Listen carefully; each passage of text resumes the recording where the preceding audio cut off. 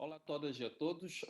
São já 5 minutos passados das 4, das 16. Hi, everybody. It's Moçambique. 5 minutes past 4 in Mozambican time. Estamos em condições de And I think we now have conditions to start this event. Before, can you please confirm if you can hear me in English? And we want to thank everybody for your participation in this very important meeting co-organized by Environmental Justice and the Alternative.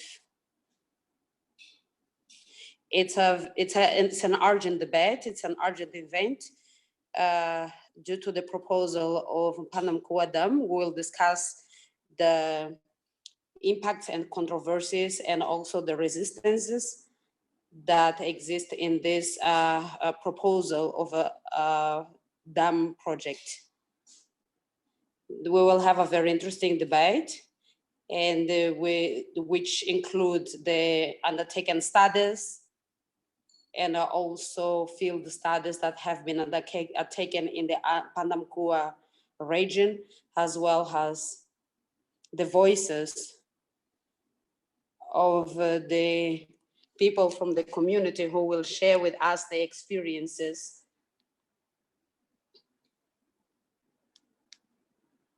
For Alternative, this is a very important debate for our country, including what is one of our important agenda, which is popular education. So this space will help us to debate and promote the public education on this theme. This is a very old topic for environmental justice.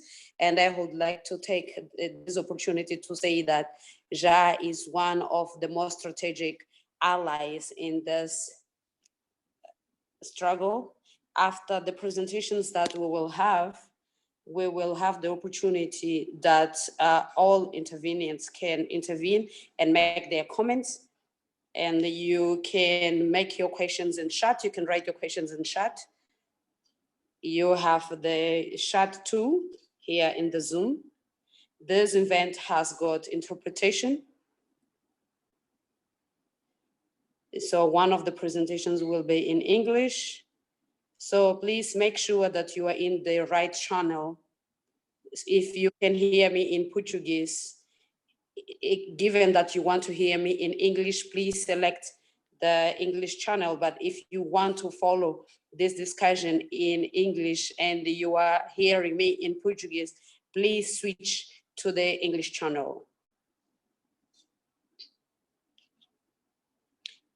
We also want to inform that this webinar is being recorded for divulgation to other organizations. So if someone doesn't want to appear, you just need to raise your hand.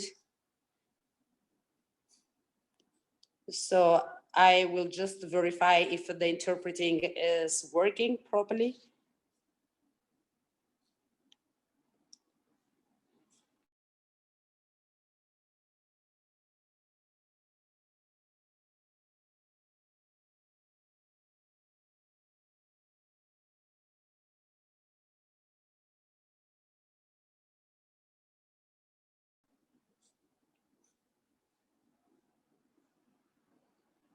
So I will start by inviting Daniel Ribeiro, who is our first speaker. Daniel has a degree in biology. He also holds a master in ecology, and he is a founding member of JA. He worked as volunteer from the start of the organization, from the beginning of the organization. And in the last 13 years, he has been occupying different positions, including that of research and technical coordinator. And he has coordinated analysis and studies around economies of mega projects and also impacts of the mega dams. Daniel will have 15 minutes. We plead with you to keep the time. We need to allow debate. Daniel, you have the floor. I don't know if you have any presentation you would like to share on the screen.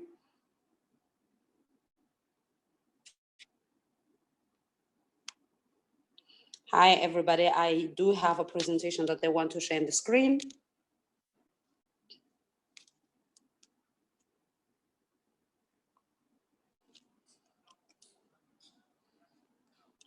I will make an overview of the dams project because dams is a problematic issue.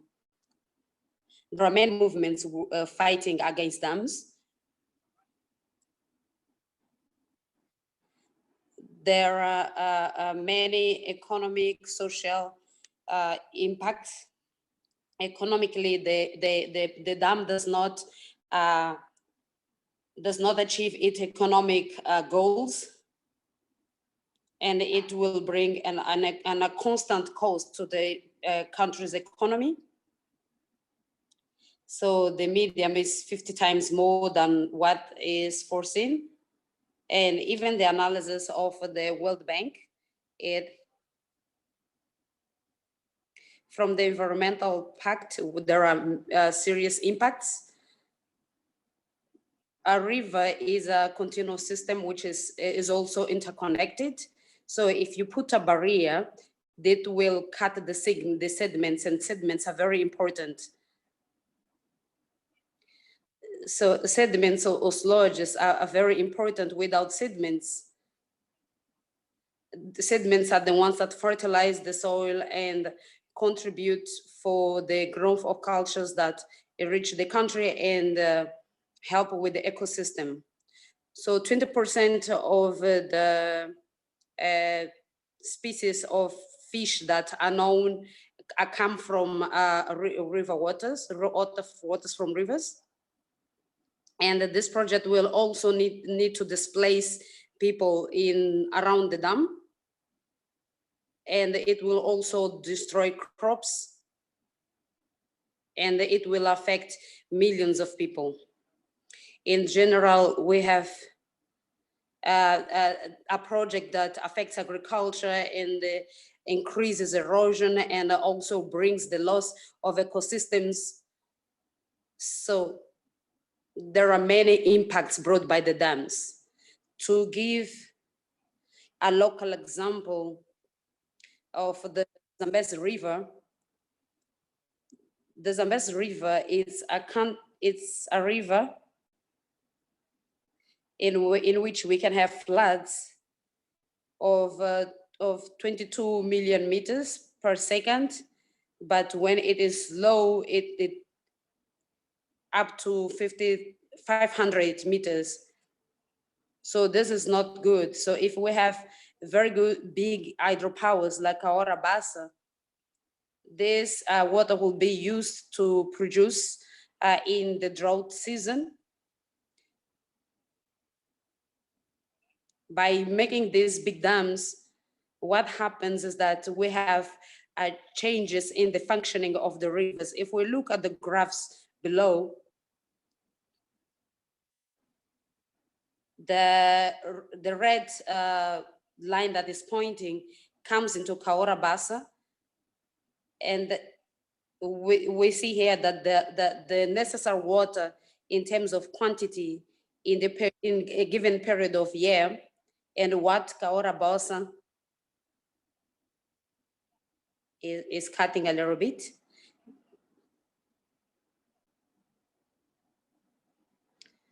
Why do many people fight? Because this is important. This creates the conditioning of the entire ecological system and all the nutrients and sediments. If you look at the drawing, we see the secondary channels. Without this, there is dispersion and we lose, and the communities come closer of the main channel. And when the floods come, these communities are more affected. We have more people who are displaced due to floods. And near the secondary channels. So basically, Cahora Bassa is the one that is producing the social impacts, and many studies that have been done on Cahora Bassa has shown that this is the dam with most impact in Africa. And in the Zambezi, a project in Zambezi will be also very important. This because Cahora Bassa aims to affect in terms of social and economic impacts. Another aspect that I want to say is that the dam brings not only environmental but social and economic impacts, but it also brings about many groups. And this has made many investors from many countries to start looking at other alternatives but dams. But with the environmental impacts, dams are also gaining focus. But the climatic factor of the green effect, all this water from the hydro basin comes to the dams, and it brings organic material, and this organic material is absorbed and transformed into life. But having a dam, the reservoir will block the sediments, and this will produce methane, and methane has more green effect more than the carbon gas. The dam will produce more green effect, and it will not impair only the organic material that comes, but also if you look at the brown part or the brownish part that he's pointing, it will stop irrigation and stop new areas from obtaining organic materials. And so even though we have methane coast, Cahora Bassa, for example, has more than 200 kilometers. And it has an area of over 400 kilometers. And it has a very large area where there is methane. Apart from not being a partner from the environment, it was also vulnerable to the changes, to the climate change. So they will have difficulties to achieve their goals of production and economic profit. So these projects, they are already deemed to fail economically. Environmental Justice has done a study in the Cape City. So at this point is showing in the drought season. And here we see the drought spot foreseen from now to 30 years time. So that's to say that this will be the dry season. But if we look at the other map, we will see the current precipitation. And here we'll see there is more rainfall. So after the drought, there will be more rainfall. So this will cause floods. And this is not good to increase the flow to maintain the production of the hydropower plant. So we have seen other cases of dams not being able to achieve their economic profit during this season. Other impacts of Mphanda Nkuwa, there are many problems. Apart from the problems that Mphanda Nkuwa already has, which are connected with the ones from Cahora Bassa, which is that they will not achieve the economic profit, and it is also designed just like Cahora Bassa is, so it will follow,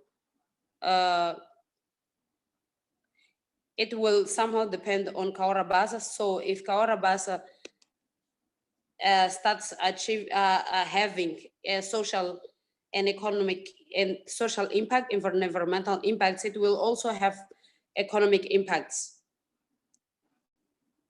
So to improve the environmental impact from Cahora Bassa, it will also need impact from Mphanda Nkuwa. And so these are the problems that we will not be able to change. And another problem is that over 90% of these rivers have already dams. So these hydro basins of 88,000 kilometers, because there is no blockage of the sediments. So there is a lot more. That's why there have been many attempts and failures to convince someone to finance due to the social and the environmental and economic impacts. Another specific issue of the Mphanda Nkuwa Dam is that dams in general have tend to produce seismic activities due to the weight of the water and also the faults. So every time that a dam is constructed, this means increase in the seismic risks. So the Cahora Bassa Dam in all these points is pointing at, they show that there is a very high seismic activity. So this is the first figure is before the dam, and then the other figures show the seismic activity after a dam has been constructed. So only at this point, which is in contact with the valley, with the lift and of Africa, if we look at this part, we have Nyasa Lake, we have Tanganyika, and all these are part of the big fault failure. So this part is drifting away. So there is a lot of seismic activity in this area. And the problem of Mphanda Nkuwa, it is in the middle of this failure.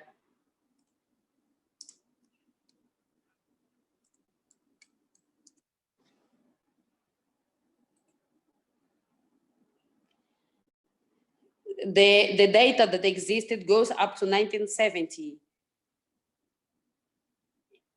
And one of the most of the main specialists in seismology has identified that there have been seismic activity of 5.5 magnitudes and up to 10 meters from the Mphanda Nkuwa. So this means that there is a huge risk because the dam is in a very worrisome area.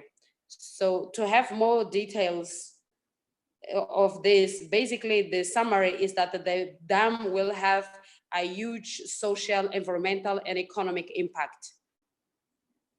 Even the mega dams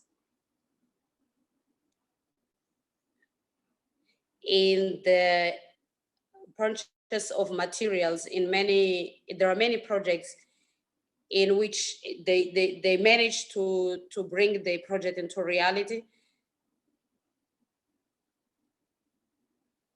That's what I want to share now, but you feel free to ask for more details during the question and answer session. Thank you very much.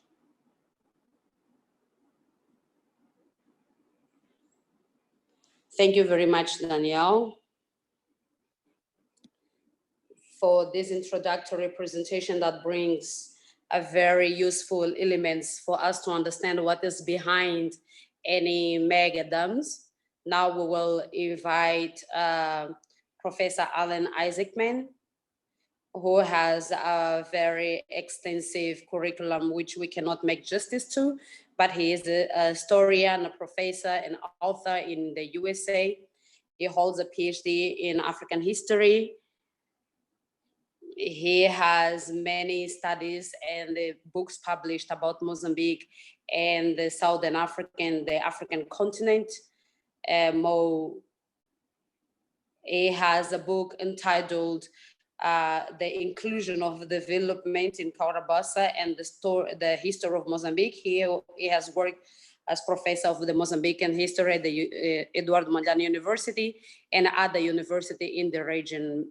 Professor Allen will tell us about his studies around the Cahora Bassa and the logic behind the mega dams and what we can expect from the Mphanda Nkuwa case, just in case the project.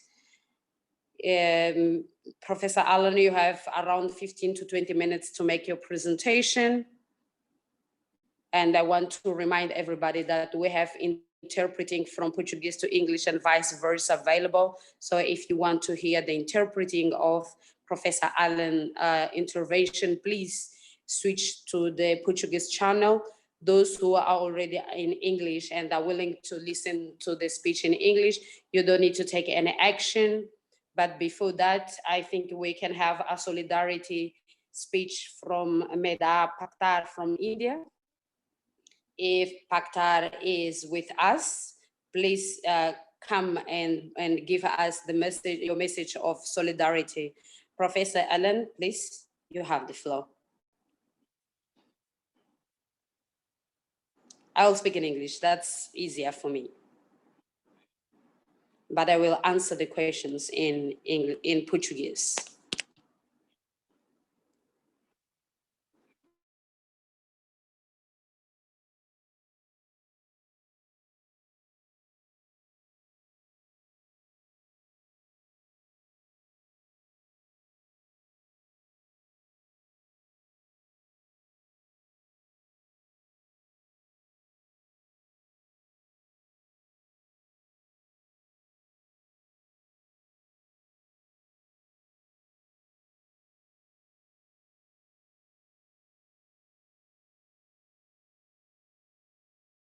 Mozambique became independent.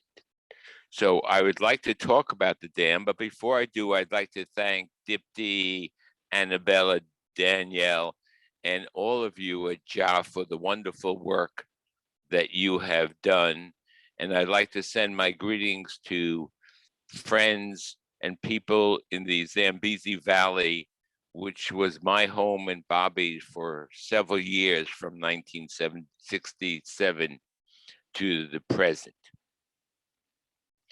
22 years after the Cahora Bassa was built in 1997, I was invited to a conference at Songu to celebrate the 20th anniversary of the dam. There were leading figures from Frelimo, the bishop, the managers of Cahora Bassa, of HCB, scientists, historians, scholars. Everyone was present except for the people who built the dam and for the people who were displaced by the dam, whose lives were turned upside down by the dam.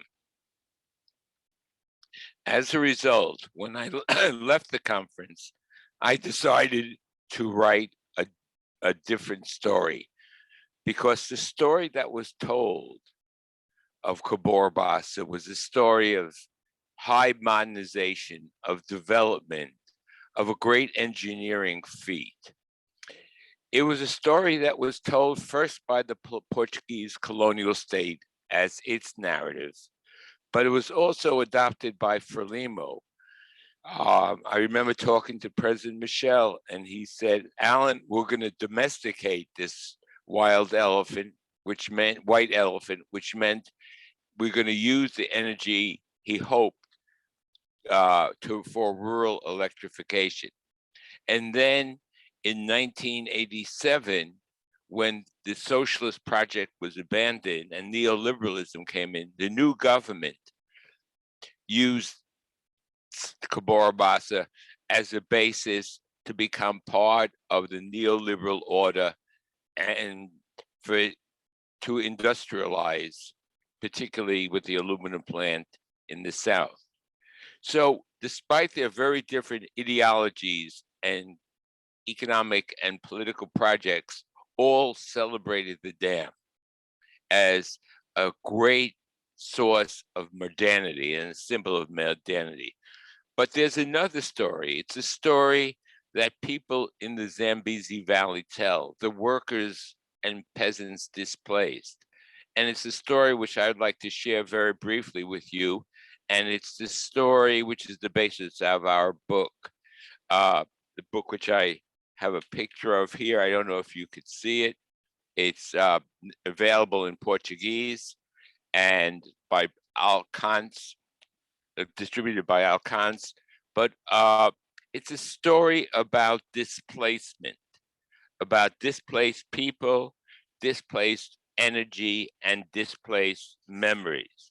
Now, I use the word displacement in two different ways. So I use the word displacement in one way to mean to ship someone or something from one place to another, to substitute, to replace, or dislodge.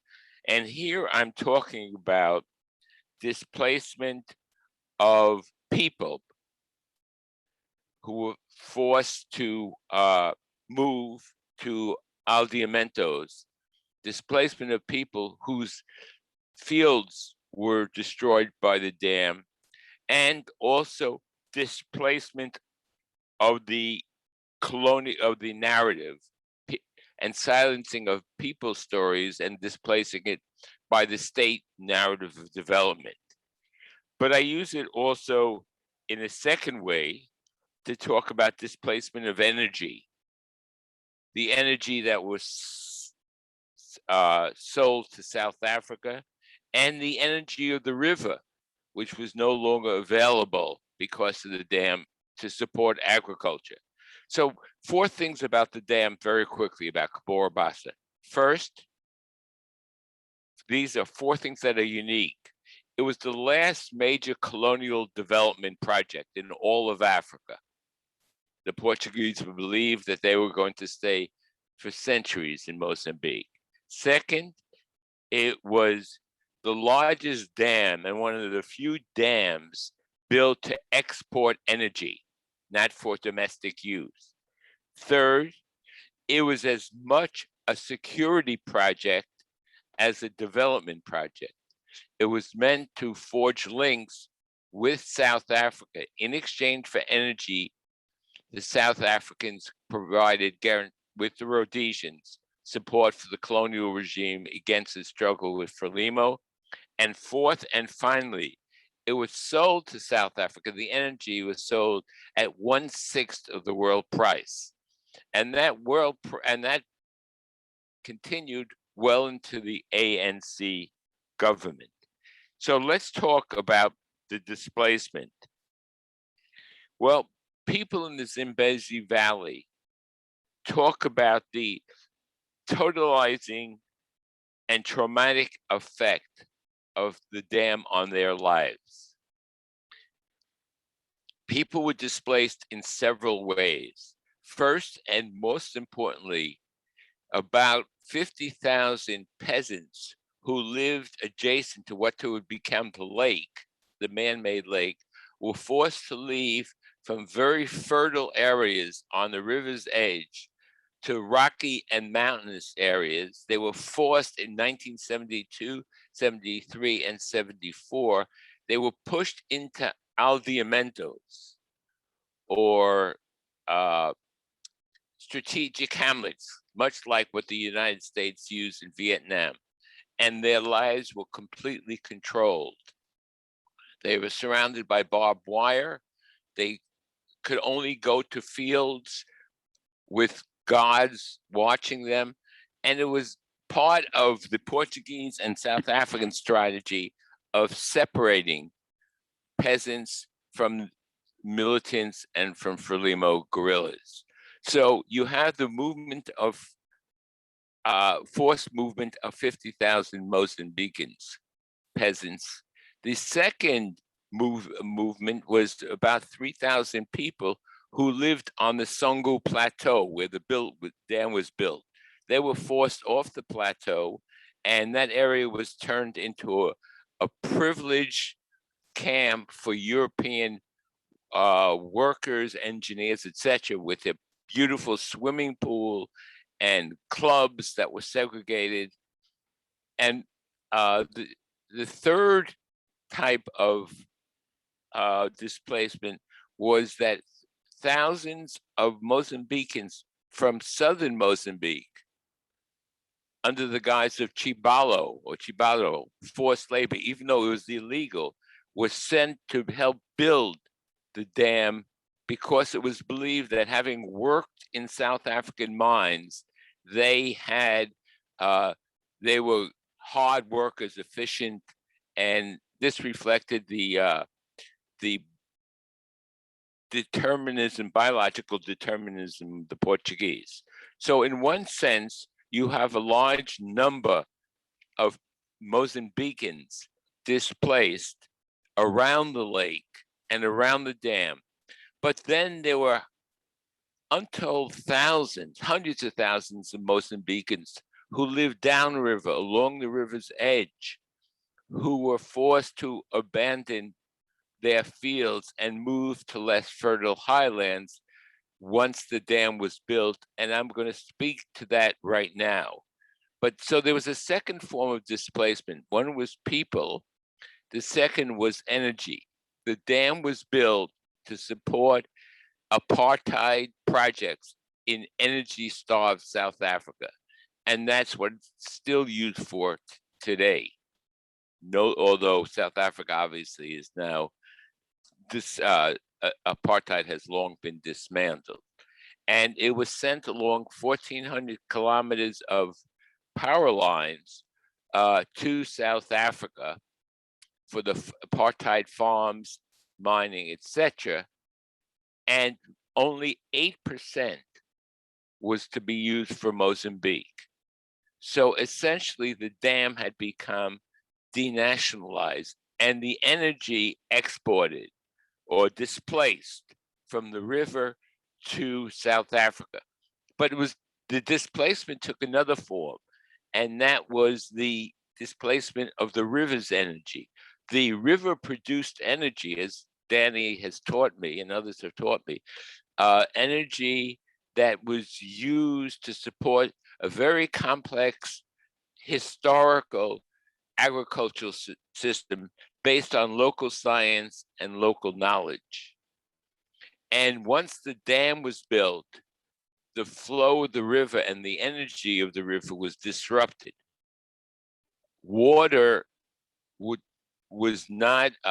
didn't go through the sloughs as it did before the dam was built, according to cycles of rain. When you have high amounts of water, the river proceeding southwards in the rainy months, this river, the water in the rainy months flooded over the sides, the banks, and inundated the fields and left very rich sediments, which was the basis for the enormously productive and fertile fields.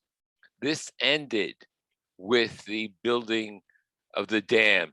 Now water left the sloughs and went southwards in response to demands in South Africa. It was energy demands in South Africa. It was unpredictable, and often water didn't come when it was necessary in January, February, March for the farmers, but rather water often came in August or September, rotting fields and plants. And the result was flooding, unpredictability, and also destruction of these very rich fields, affecting more than 1 million people. The dam and this change of flows also had a profound effect on sedimentation, because much of the sediments were blocked by the dam walls, which meant whatever water went downriver was not the same water. It didn't have the rich nutrients which could support farming and which could support fishing, etc. And what you get also is a great deal of erosion, because the river was starved of sediments. And so there was destruction of the agroeconomic system. It was also, without the pulsing of the river and the regional flows in the rainy season, it meant that fish did not have natural timing to reproduce, because fish life was reproduced largely through the pulsations and changes in the river's rhythm. So you have a destruction of fish and fishing, a destruction of animal life, and in short, the dam was a disaster for the people living in the Zambezi Valley. Despite this, both the colonial state, Frelimo, and the neoliberal state continued to present a narrative that the dam was a source of modernity and of development. And in doing so, they displaced the story or silenced the stories of peasants who told the story of destruction, of agricultural losses, of displacement of people, and whose story was silenced by each of these three states and is still largely silenced today. It was this silencing which then allowed the government to begin to talk about Mphanda Nkuwa, and that claimed that Mphanda Nkuwa would be another great development feat and produce hard energy and many dollars for Mozambique, exporting much of the energy to South Africa. I won't speak about Mphanda Nkuwa because others of you know much more about it than I, but I want to end just by saying one thing that I think is very important. It raises the story of Cahora Bassa and of Mphanda Nkuwa raises a fundamental question, and that is, what do we mean by development? And development for whom? Whom benefits and who loses from development? And here we can see why the class dimensions are so important, and why the powerful and the privileged benefit in so many ways, and why South Africa benefits and the people of the Zambezi Valley don't. So I will stop there and be very happy to answer any questions that you might have. I apologize if I talk too long, or I spoke too quickly, or my New York accent is too heavy. But a luta continua. A luta continua, indeed. Professor Allen, penso que o professor terminou com uma nota.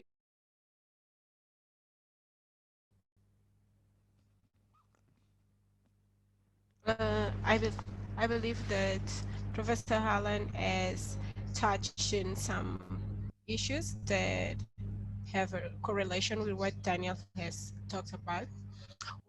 Daniel has talked about seismic risks and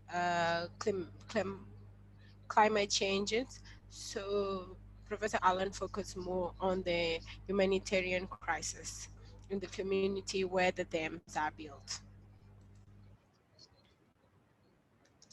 I will now invite Mphanda Nkuwa, which is an activist from India.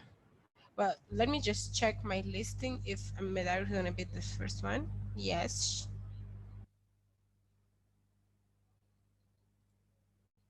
Mphanda, please, can you start?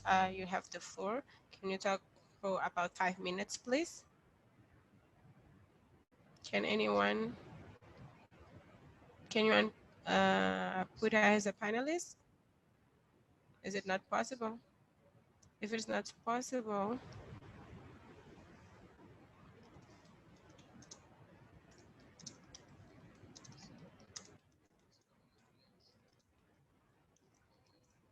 let me check if she already joined us or she's still with us. Well, Will Smeda does not join us. We can continue with our presentation.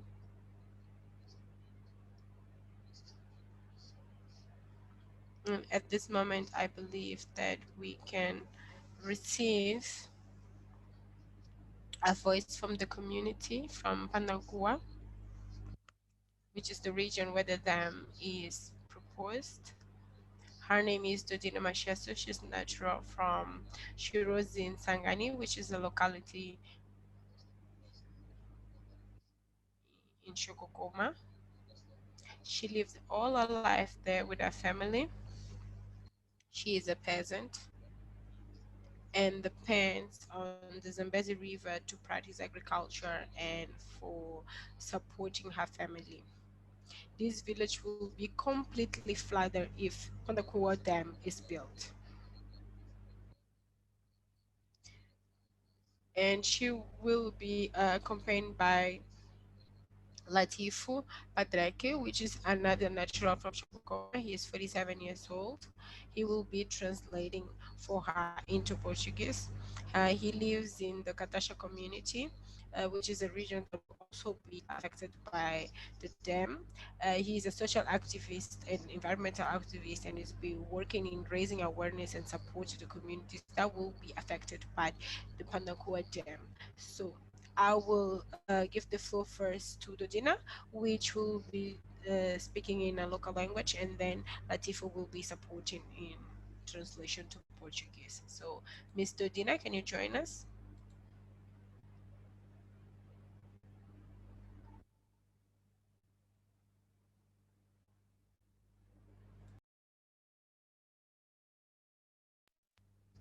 Good afternoon.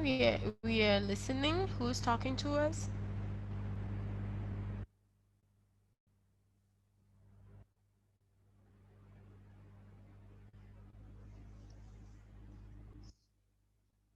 Mr. Dina?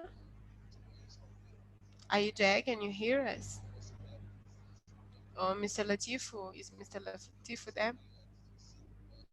It's always difficult to get a participation from someone from the community.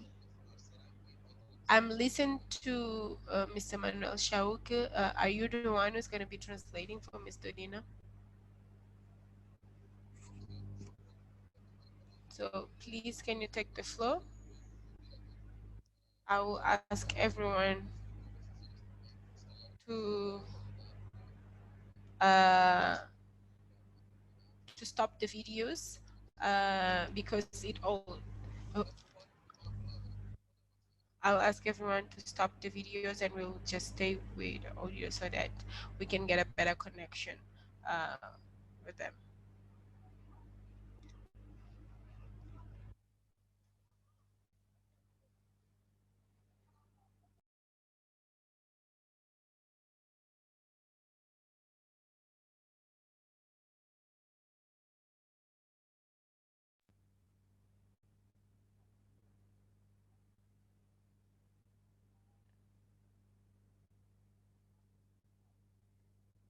My name is Adina Macheso. I'm from Mphanda Nkuwa. To talk about Mphanda Nkuwa is talk about something that I've lived with me with my whole life because I was born and raised there.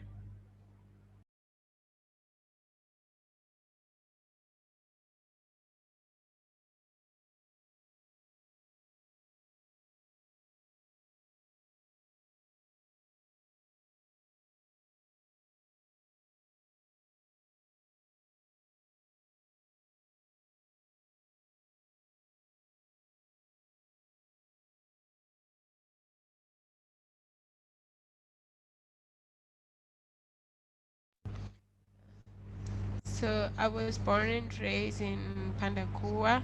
I live there. It's where I grew up and I started my family. And my husband has left me to migrate to work and left me there, and I'm still there. So I don't know if the other participants are having the same problem as myself. I'm experiencing problems with the sound. I don't know, Erica, if there's a solution that we can find to that. Maybe not only myself, other participants, and also the interpreters are facing the same problem. Maybe if you continue, if and we see that there is any problem.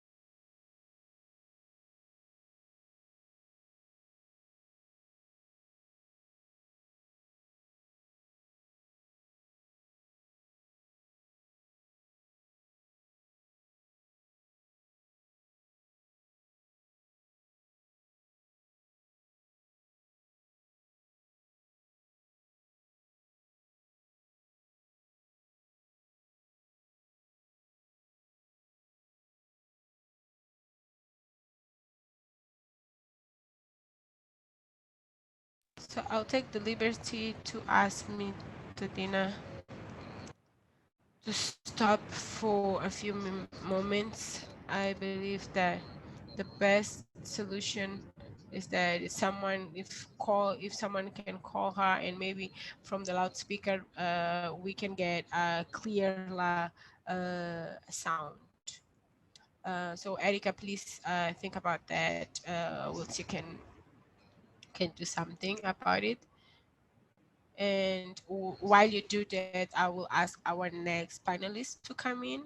I don't know whether we'll have Vima. Can I can see Vima by he's, he's already in. Can you please take the floor and express your solidarity with the people of Mozambique?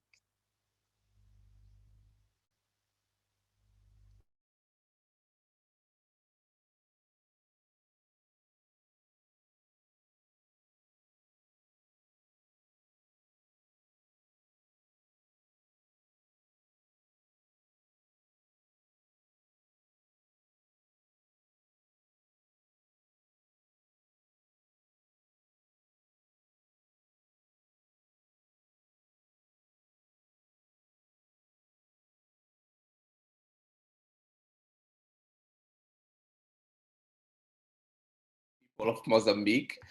And I think I've introduced you as someone who is part of the people's movement in Maputo in India. And you are also you have worked with the Alliance for, Popular Alliance for, Aliança Nacional dos Movimentos Populares da Índia. But you can also introduce yourself a bit more if you feel like there is something you want to say. Yeah, thank you, and Zindabad to everyone who is here on this webinar, and those who are fighting against dams in Mozambique. I love to be there last year, but due to Corona, I was not able to be with you over there.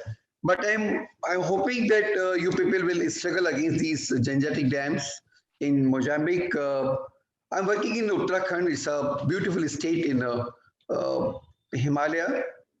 But sorry to say that our state is going, every single day, cutting tree, so glacier deterioration due to all these mega dams. And this is the situation of every single state who comes under, in the Himalaya area. Around 10 states are along with the Himalaya in India. So these big dams story in India is such a huge and big, more than 5,000 dams already built in India, and thousands are waiting to be built in Himalaya. Around 1,000 dams are waiting or under construction or already constructed. Every single river is under threat, but luckily we were able to save some part of rivers, like we were able to cancel some dams in yeah, on Alaknanda River and on Mphanda River, which are the part of our very famous river, River Ganga. So I'm hoping that if people will fight with the whole heart and with the legal strategies, with technical strategies, and with the social media, they use social media and ground. Means from top, bottom to top, if they have a better strategy, so they will really win against these mega dams, and will be able to allow these river to flow free. I don't know why they are building so much dams when there's so much power related. I mean, power. I mean, what kind of power? The other question is what kind of power, what kind of development for those they are building dams. I'm giving you one very simple and small example. Just a 13.2 megawatt dam already built in a river named a very small river of tributary of River Ganga, and that dam vanished 2-3 times. And last time in on this February, last month February, it was vanished due to the glacier burst. And government is saying it's a fault of glacier burst. I feel it's not a fault of glacier. It's a fault of human being, those who build dam over there. Rivers have a nature to flow free. Himalaya have a nature to, you can't predict Himalaya. You can't predict nature. You can't control nature. Nature has its own way of living. Like we are claiming that we are living. So, and we are trying to capture nature. But nature always say that you can't win me. So better to understand how to live with the nature and understand nature. And if we follow the nature, if we will try to live with the nature, and we try to flow like river, yeah, then I think humankind will be able to live a very good life, and without distracting river, without following the destructive kind of development, so-called development. Now, the last year Corona told us that if you try to control on nature, you will vanish. And on those days, I know there's so much problem with in India, so much problem with the labors. We were fighting for that also issue, but I saw nature was claiming everywhere. So it was beautiful. I mean, rivers were flowing, freely somewhere, but dams were not stopped. They were not stopped. They were working all the time on the name of giving power, but actually they were, killing the river. So my heartiest wishes for the people, those who are fighting against them in Mozambique. We are happy to share our strategies. Our good friend Deepti is over there. She worked lots of work in Narmada Valley with us, and hope she's over there. So she's a bridge between you and us. And I'm inviting you. Please, if ever want to come to Himalaya, please do come and see the beautiful Himalaya and see the destructive dams. They made rivers ruin. So even in this whole black area, we have our light of struggle. So we will fight, we will win. Let rivers flow free, free, free. Zindabad. Here I want to stop. Muito obrigado, Vimal. Thank you, Vimal. Vimal, since you just joined, there is Vimal, English. Since you just joined,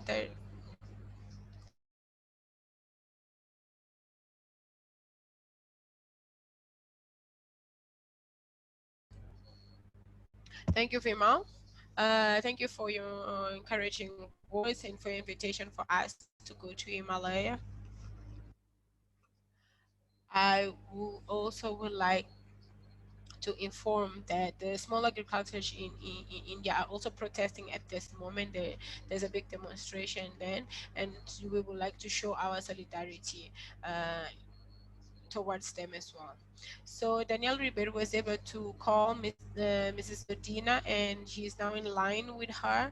So Danielle, can you please facilitate his contact with Mr. Dino? Okay, let us try. Shauk, I will give you the phone. You are in the mic. Can you listen? Yes, we can hear you well. We can hear you. Yeah? Everyone can listen well. Luz verde aqui é nada, espera pouco. Okay. So if someone is listening, interpretation is fine. We can. Ok, vamos avançar, Daniel. Avança. So please go on.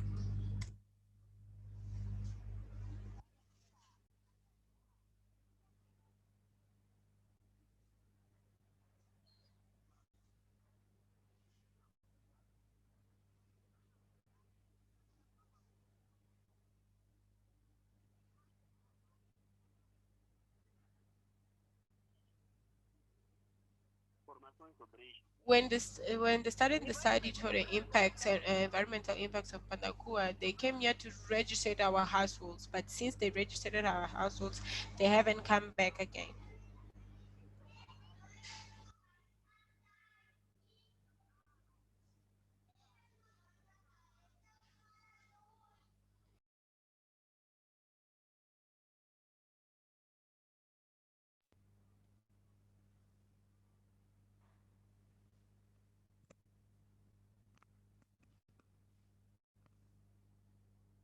What makes us not understand what has happened is that when they registered our houses, they told us that there was nothing else we could build.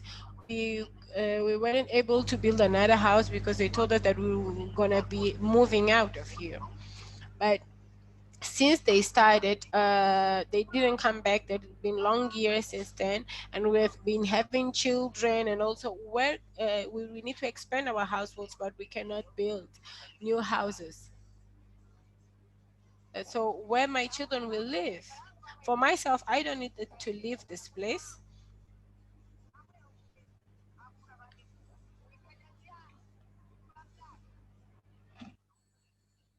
The motive for me not wanting to leave is because I survive working in this river. In the basin of the river, it is where I practice agriculture, it's where we got fish. If they want to take us out of here, where will they be placing us, and what will I be eating there?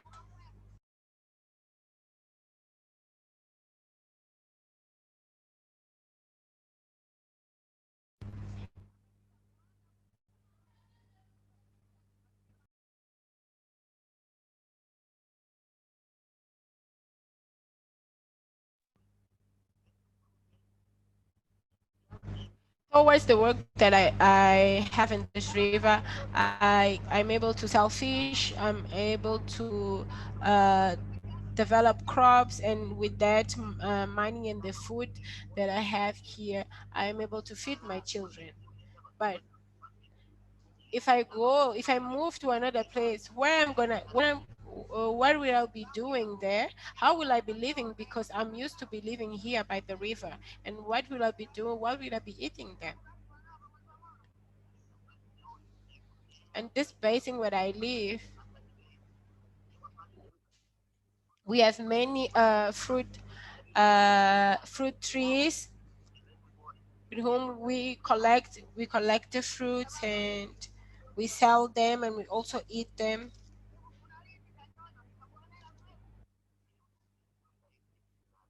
So I don't need to leave this place. I don't need to leave the place.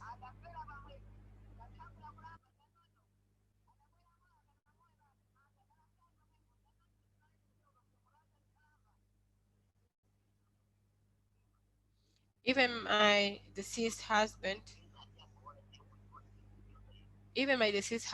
he died saying that I didn't need to live here, and he didn't want to leave the place. And I reiterate that I don't want to live here. I don't want to leave this place.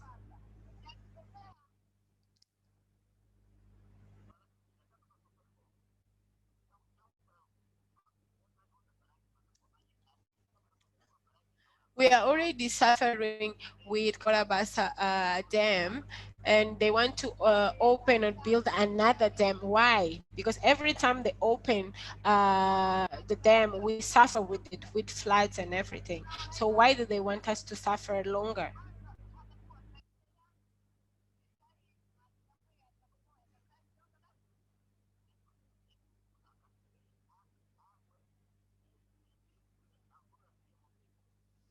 Now at any time, the Cahora Bassa dam, they open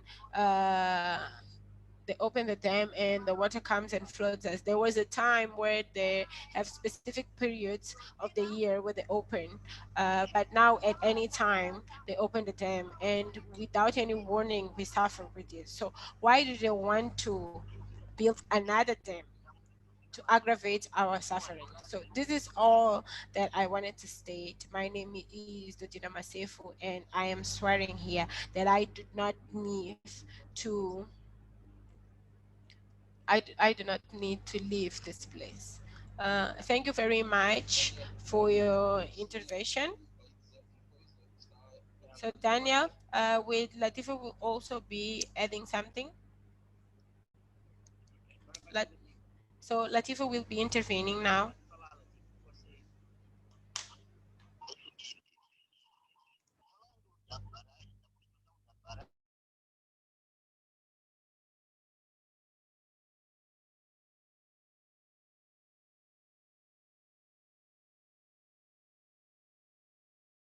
Ano 2012, vieram fazer estudo de impacto ambiental.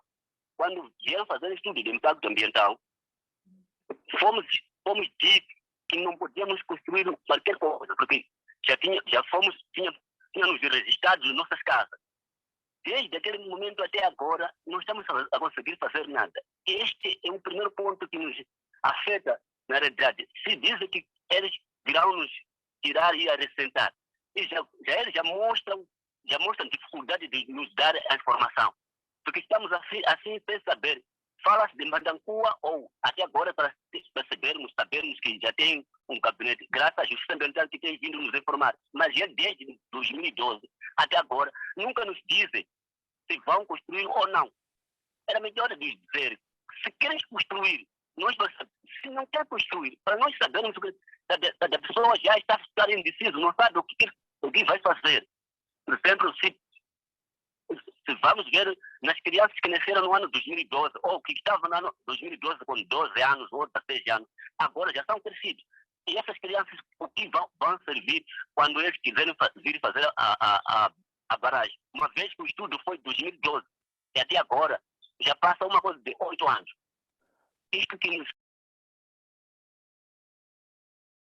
So what I wanted to understand here is that since 2012, when they started registering our house, they told us that we should not build anything else in the place because they were registering the houses that were already there, the infrastructure is already there. But from then to now, there is nothing that happened. Even teenagers that were 16 years old were even children that were 16 years old at the time, they're now adults and with families. So where are they going to live? Because we are all prohibited to build. If we build something, it will not be registered and will not be compensated for that. And Danielle, just wanted to add that 2012 was the second year of the registration. There was the first year in 2000 when they registered the house and said that people were prohibited of building something else. And in 2012, they made this second thing. So for 20 years, these people are prohibited from expanding their community in infrastructure because they will not be compensated in the end. So something has to be done about it. So now we will be having Mphanda Nkuwa. She is the founder of the Saving the River movement from India. Sure.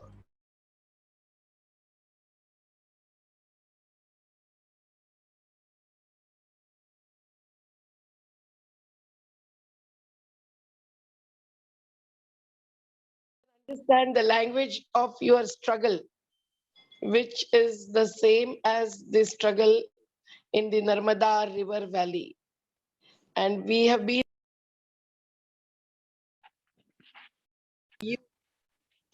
been fighting for not less than 20 years.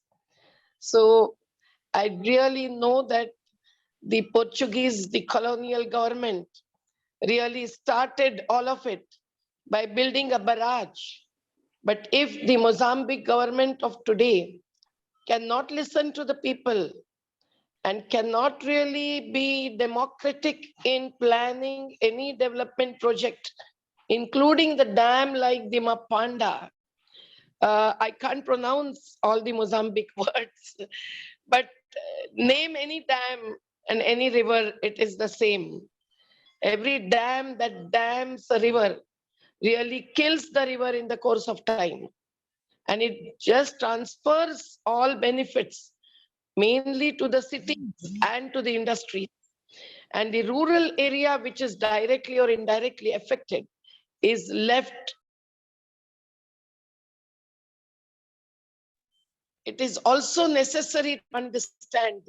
कोई नीचे आ गया होगा बुड्ढी तो उसको बोलो कि ये उधर आ गई होगी.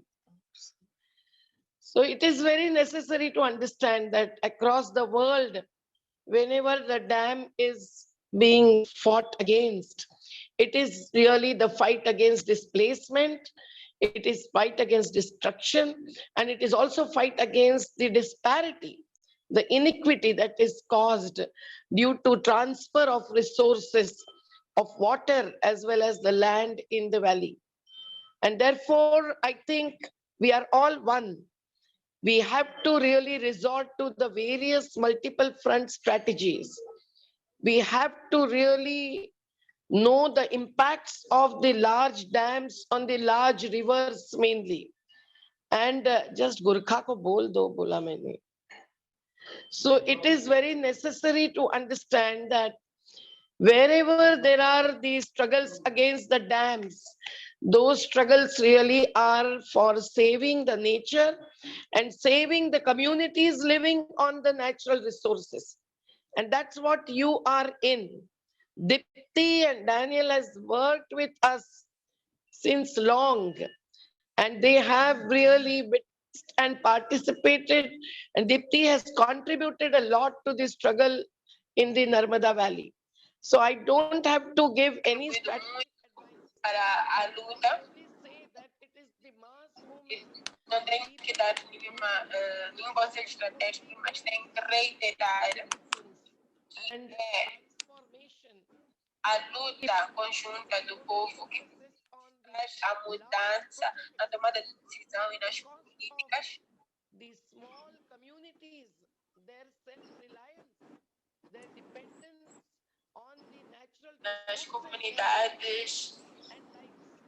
So you are fighting que dependem das suas vidas, a sua sobrevivência, the protection of the nature, os seus agregados familiares, tem toda a sua vida, o ciclo de vida ligado aos rios, em todos os aspectos, vão ter a sua vida afetada na construção das barragens. E contamos com a luta de todos vocês para poder desafiar os governos e outras forças interessadas, e não a curto, mas não no tempo, mas a longo, para soluções de longo prazo, de cada precisamos de persistência e perseverança. E até agora, temos que admitir e reconhecer que uma grande luta já foi travada, temos que reconhecer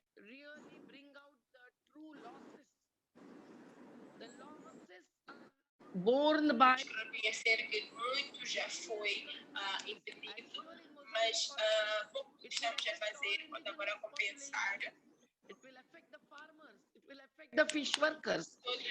Pode compensar os danos que vai trazer tanto para a vida ambiental e outras aspectos. Vai afetar, se afetamos a vida rural dessas pessoas. Portanto, é um ciclo que está todo ligado, desde a zona rural a urbana até a zona urbana. Então, no final, vamos estar a afetar não só a zona rural, como todo um ciclo, toda uma comunidade. politics, as we call it here, has a different politics. It is not electoral politics. It is a non-electoral politics. And we have witnessed here that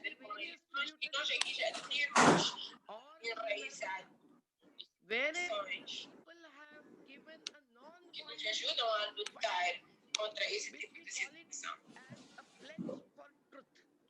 This was the message and the compromisso para a verdade. Esta foi a mensagem e a estratégia efetiva de Mahatma Gandhi.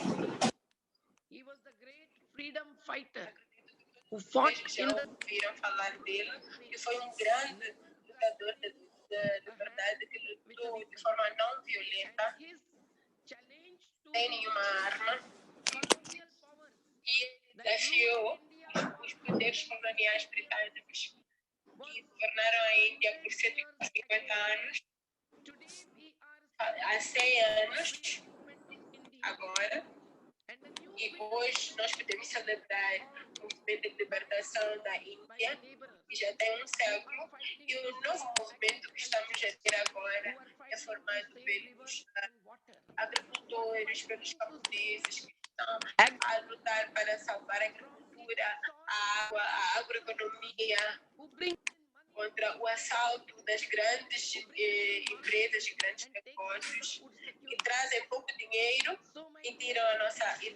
nossa terra, que trazem o mercado, mas tiram a... And we give inspiration to each other. We give hope and confidence to each other. We should continue, as in this webinar, but even otherwise, exchanging the strategies and their effects. And that is what challenges the governments, whether it is a colonial or the post-colonial era. The powers are the powers, but people's power challenges the powers to be. So I'm sure that you know what the dams do.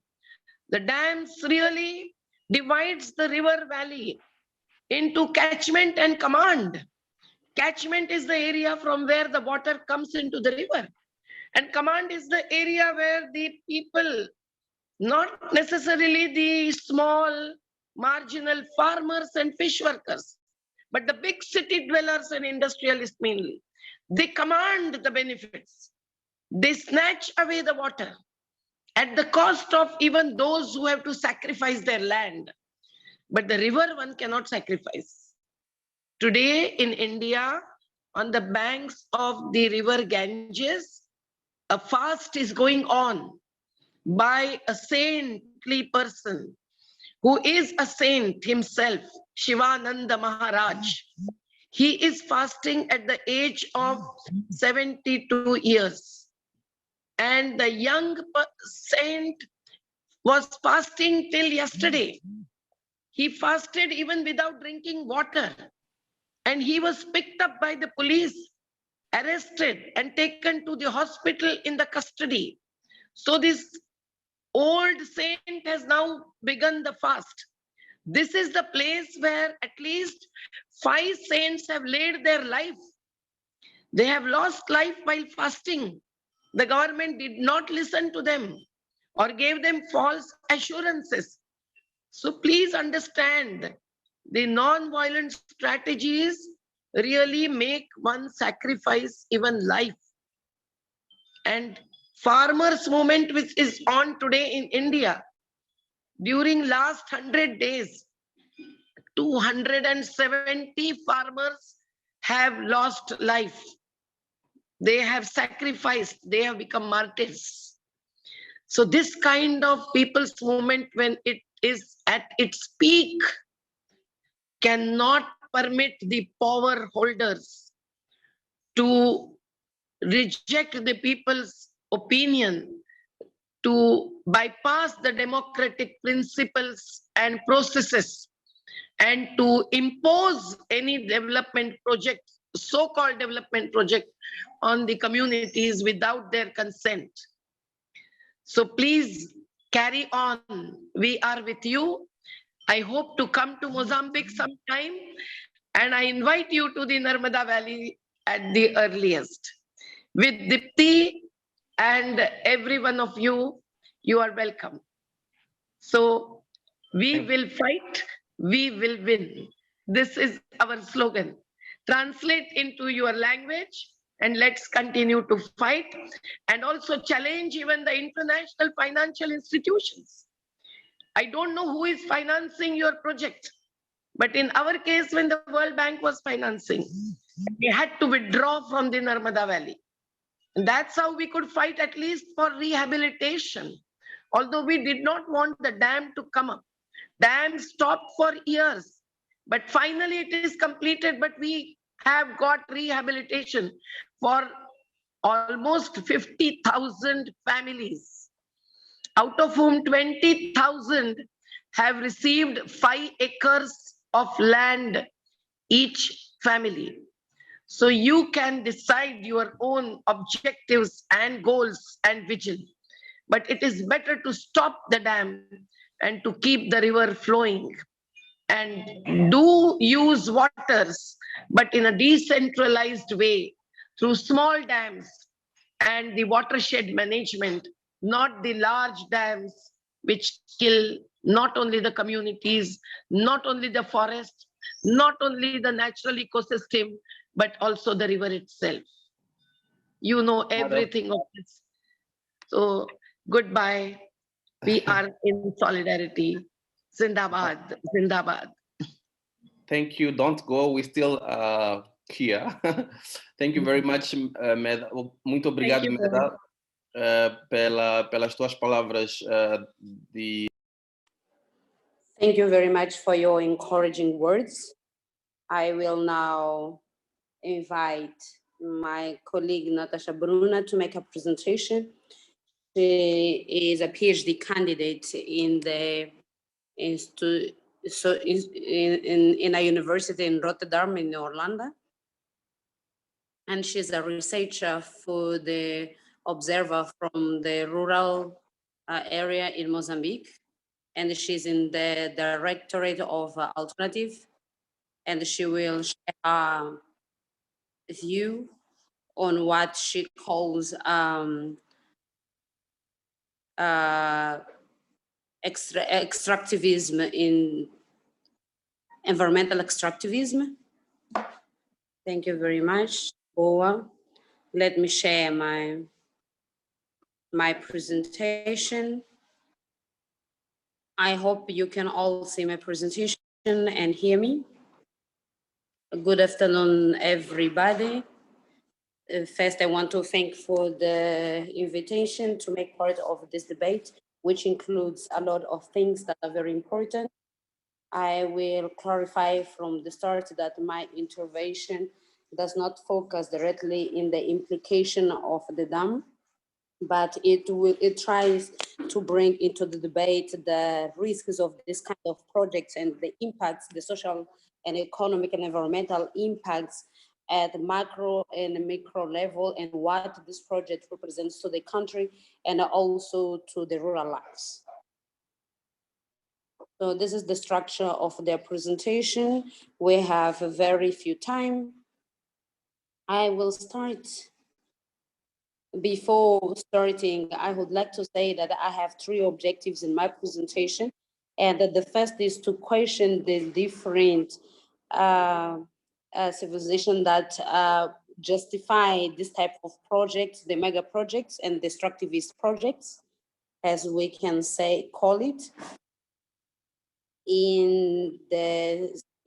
Also in the scope of the Mphanda Nkuwa project, and destroy these theories that try to legitimate this type of projects that hide behind these environmental objectives as well.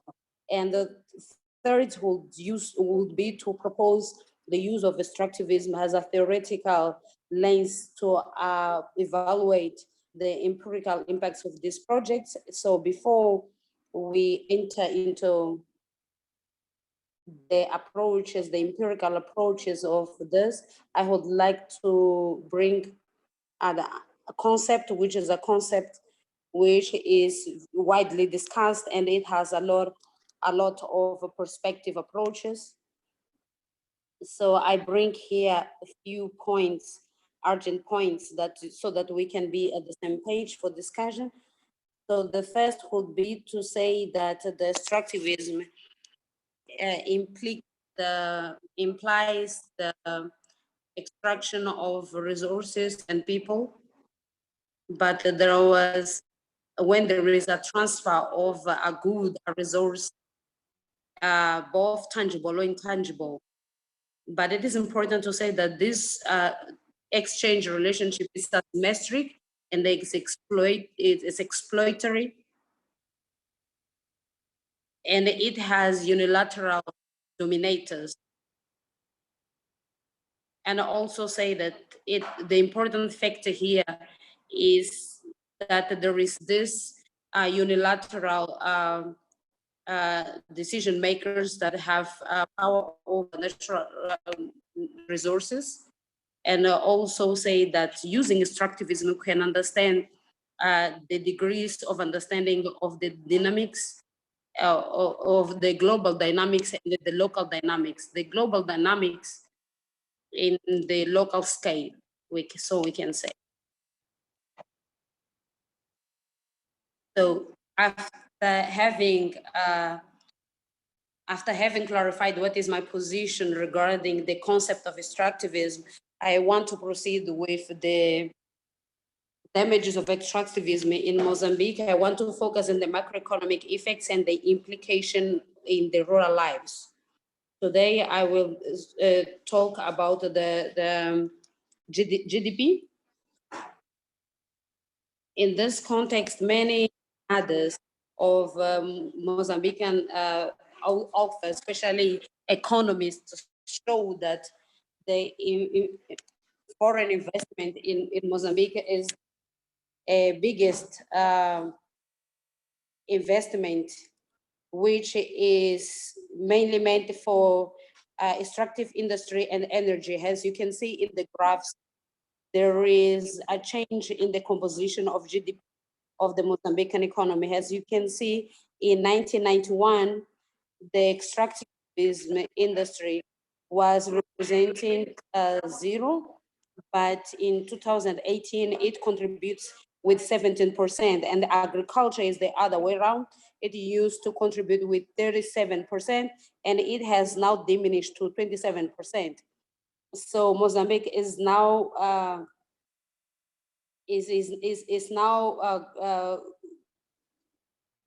working toward an extractive industry, as Castelo Branco refers to. So we can also say that in Mozambique, it does not receive the maximum of revenues that they could receive due to the tax benefits that these companies receive, along with the fact that there is a lot of capital exportation and the very low wealth is retained in the country. So the accumulation is mainly foreign. So the accumulation that is made internally is accumulated in a very reduced group of the people in the country. Another important aspect to be analyzed is the exportations. If we analyze the structure of exportations in Mozambique, we will understand that the country has become a supplier of raw material for the industrialization of other countries, not its own industrialization. Other countries, mainly the BRICS, and especially South Africa. If we pay attention to the graph of the gray graph on the top, we will see that over half of the exportation are primary commodities. And we can see what are these commodities, from tobacco, banana, cashew nuts, and energy power. We can say that is one of the most important, especially the Cahora Bassa energy power that goes to South Africa, as we can see in the graphs below. South Africa is one of the biggest destination of the commodities extracted in Mozambique.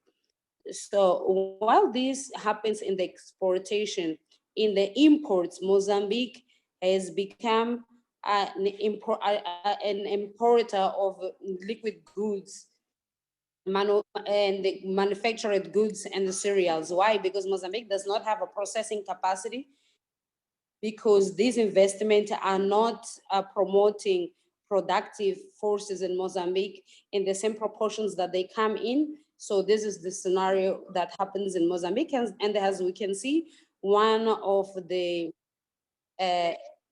biggest sellers of these goods is also South Africa.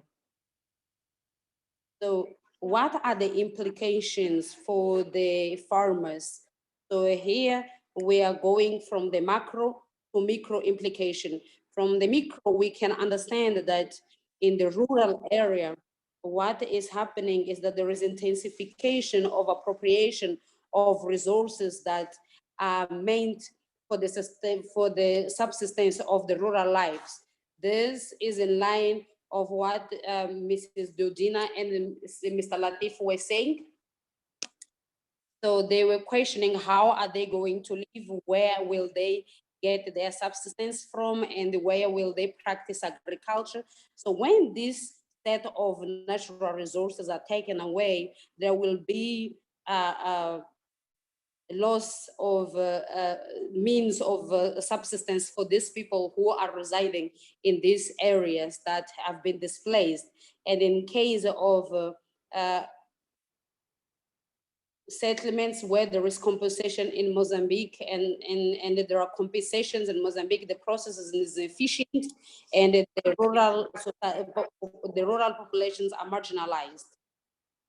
And this is what we had from Mrs. Dodina in her concern on what she will eat, how she will survive, and also damaging environmental effects. This also have negative impacts in the reproduction, in the crop reproduction. We can, as well as an example, people who live near the extraction plant, they complain that their farms are no longer producing like they used to be. And also the quality of crops have dropped, and the cassava leaf is now sour, and this could have negative effects to the health. And this also has impact in the social and rural development, because 75% should be given to the community, and we know this money, this amount does not go to the affected community. This is allocated to other group of people, and this also intensifies the difference of classes. Not everybody benefits from these social development projects that these projects promote. So I will first start by talking about what I call green extractivism. But before I go to the concept, it's important to bring the background that we are talking about in the scope of the current climate crisis, and where the politics of mitigations have been put at the center of the debates at the international level, at the center of policies at the national and the international level, and also at the national level. So the golden rule now is to make a reduction, and this is transforming the global economy, and in power and food and in beauty products and in all distribution chains and markets. So the prioritization of politics and green economy is which has the objective of reducing emissions, where the production of biofossils and so on. I bring here an example to better explain the concept of green extractivism. And this example is replaces a mitigation policy for climate change in Mozambique also. So if you don't know, I believe the majority already knows, REPLUS has the objective of reducing the emissions due to replantation. The plus includes the aspect of national community development. So this project was implemented in the National Reserve of Chile, and they have set the reserve, and the implementers included the World Bank as the funder, as it was said before, and other development agencies. They have stipulated that the rural population should work the land in a way that is compatible with conservation. So they have stopped the access to the reserve and to the forest resources, which was crucial for their subsistence. So there was a rupture in their means of subsistence, since the populations were based their strategy in the forest, in the hunting and forestry, which is the main source of protein in the people diet, was through fishing and hunting in the reserve. So to compensate this loss of forest resources, they implemented this social development projects. But what happened in practice is that this project do not include everybody. They do not include half of the population. So the beneficiaries of these projects, they said that there was no income and it did not compensate the loss of the forest resources. So what happened is that they created an extraction of a new commodity, which is the carbon credit. Because here the objective was the captation of carbon and the sale of carbon in the international market. So here I'm bringing tentatively a carbon chain, and we can see that there are many actors along this chain that profit from the selling of the implementation, from the certification and implementation companies. So there are many actors that are accumulating incomes at the cost of the populations that live at these areas. So what happens afterwards is that the buyers of these carbon credits will pollute in another place of the world. These could be multinationals or countries, industrialized countries. So there is a transfer of emission right from these peasants to other polluters, which are the buyers of these carbon credits.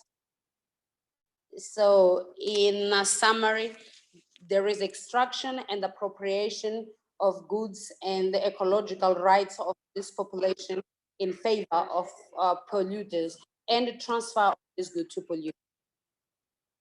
So the green extractivism includes more than RED+. This is just an example that I brought here.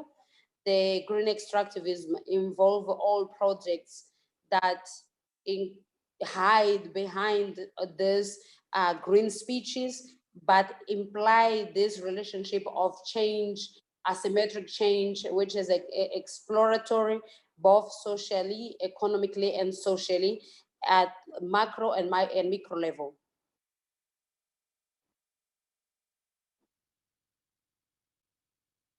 Some examples of this would be the dance, which is one of the most damaging to the environment, which will be the case of Mphanda Nkuwa, which is also in line of what I was saying in terms of microeconomic extractivism and also implications at the local level. So what we can do in practice is to deconstruct this neoliberal speeches in terms of impacts, social, environmental, and economic impacts. So the first is that the policy be environmentally sustainable. We can see that this is not true because they pollute the environment direct or indirectly. Just as we can see with the examples given by Danielle and Professor Allen, we can understand that they are harmful to the environment. So the second is that this investment, these policies contribute to the economic development, which is not true because these projects are equally extractivist and they accumulate rich wealth in the exterior, abroad, and they marginalize the local populations. And the third is that these policies promote social and community development, which is not true. What we see here is the expropriation of natural resources and the appropriation of goods and ecological rights in favor of industrialized countries that pollute. So with this presentation, I wanted to pass the message that there are points to be considered and reflected upon in an implementation of a project of this nature, such as Mphanda Nkuwa, which hide behind this discourse that this will bring about development and it will be environmental friendly. So this this consideration, I want to in final consideration, I want to say that it has social, economic, and environmental implications that are not as physical as extractivism, but they are there. And that's all with my presentation. Thank you very much. Thank you very much, Natasha, for sharing these phenomena with us and the impact of what happens at the globally and how this affects Mozambique. I will now invite Annabella Lemos to make her intervention. Annabella is an environmental activist and is the manager of JA since its creation, and she's also involved in the creation of strategies and campaigns and field works. Annabella has received the National Prize of Environment in 2005, and she has been involved, she's involved with other organizations. She is a founding member of Gaia, which is an organization for, and she's also member of the Green Grant Funds for the Southern African region. And she is also an executive member of the Friends of the Earth International. She will talk a little bit about the campaign of the Mphanda Nkuwa Dam, which have been going on for over 20 years. And she will also talk about the importance of the struggles for the local community and also for the environment of the Zambezi River. Annabella, you have 15 minutes, please take the floor. Thank you, everybody. First, I want to thank all participants and panelists. I will start my presentation. It is impossible to talk for 15 minutes about a campaign that has been lasting for over 20 years, but I will try to focus on the most important points.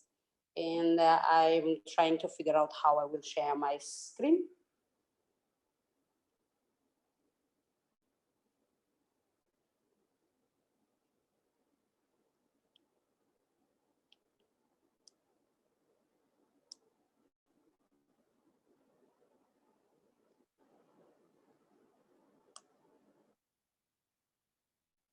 So good afternoon once again. Mphanda Nkuwa, 20 years of false promises and the stolen future. So instead of showing your full screen in the presentation, can you show your full screen in the presentation?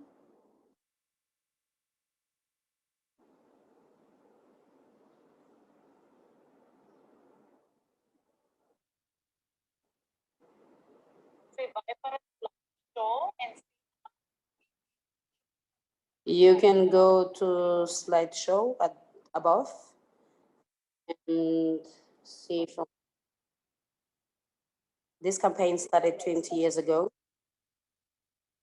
And it's started with our government and with the colonial project. So the Mphanda Nkuwa issue came about. We already knew that the project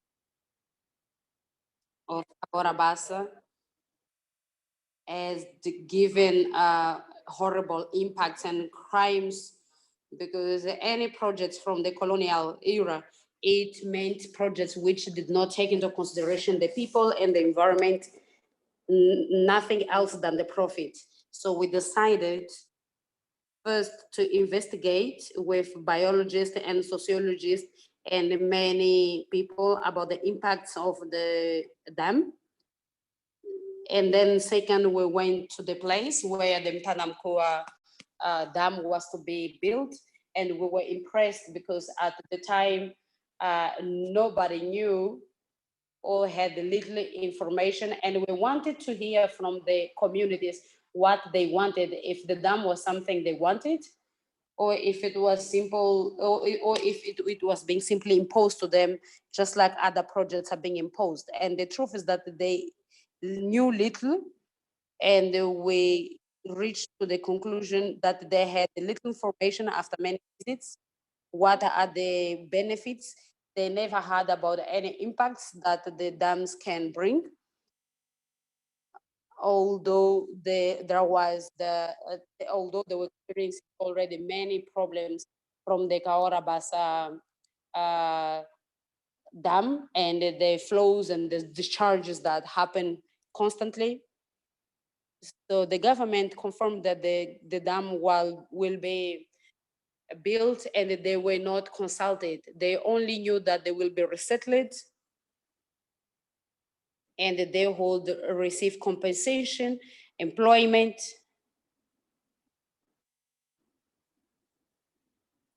So when we saw that the government was looking for old projects from the colonial era, we were worried, because the projects in the colonial era never respected the people.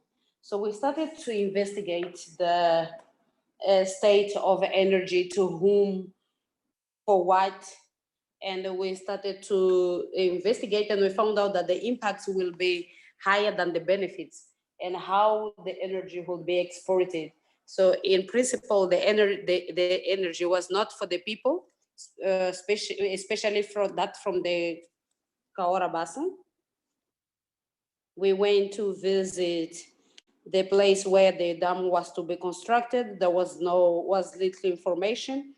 They only knew about the benefits. There was no information given about what works will be given, what compensations would be made, to what areas they would be displaced to, resettled. And with this information, we started to create a partnership, and we made partnerships to train about law and rights. And then the government and the company started to visit the communities.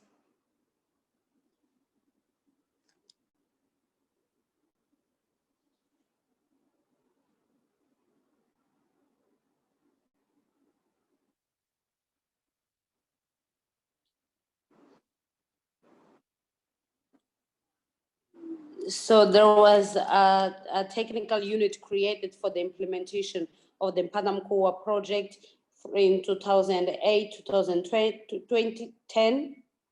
The project undergo many phases. There was interest of many companies, a loss of interest from the investors. The government went many times to the banks and to companies asking for loans, and they are still working. There are many studies that have been made. Most of these studies were canceled. We simply have information related to the project. In 2002, a study was presented publicly.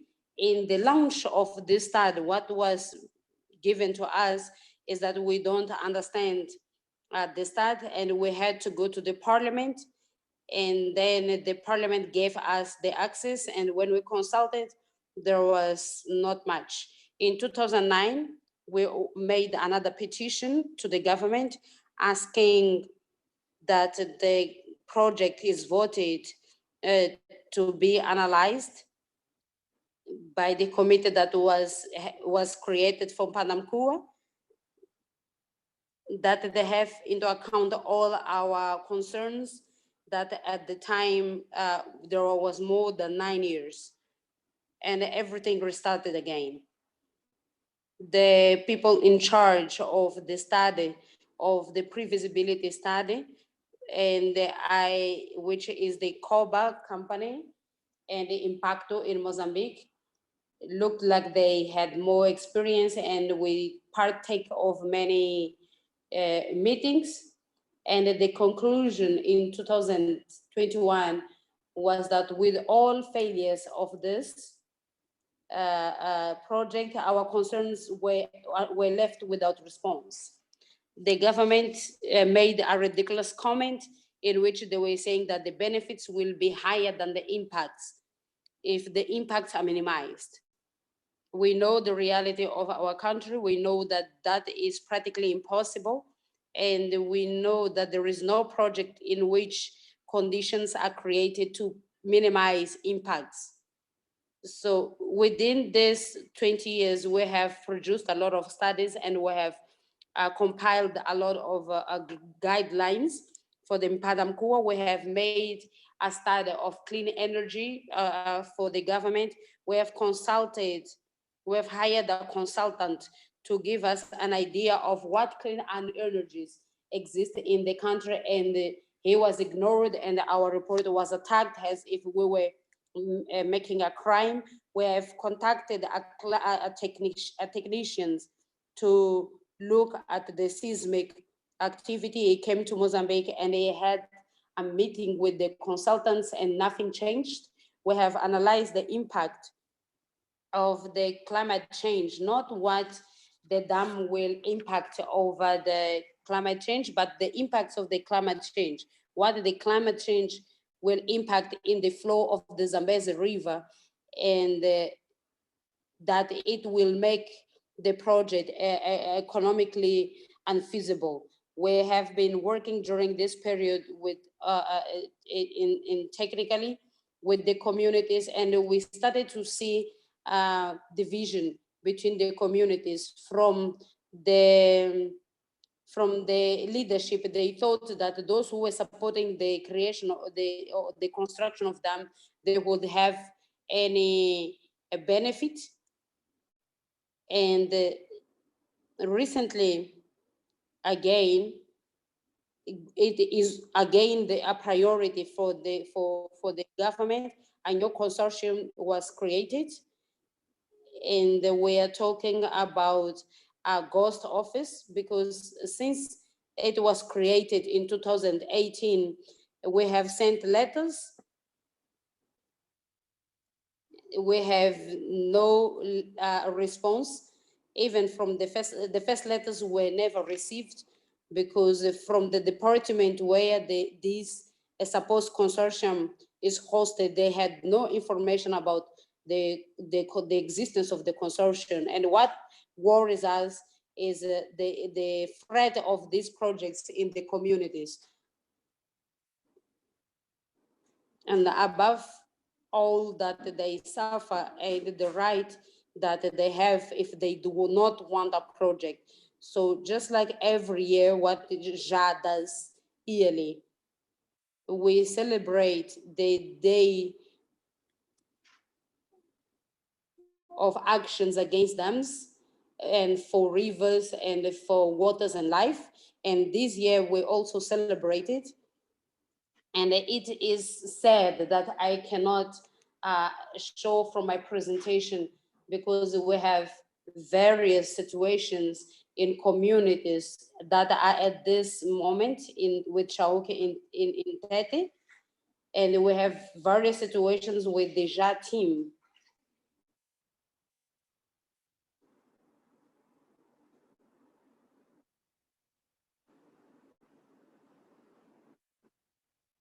And I just wanted to thank all panelists, and let me see if now I can share at least this part.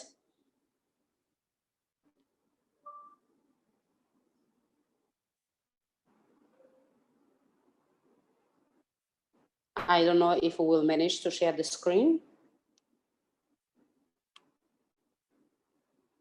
Is the screen showing? Yes. I just wanted to show you before I finish, but do I have more time? You can take more three minutes more.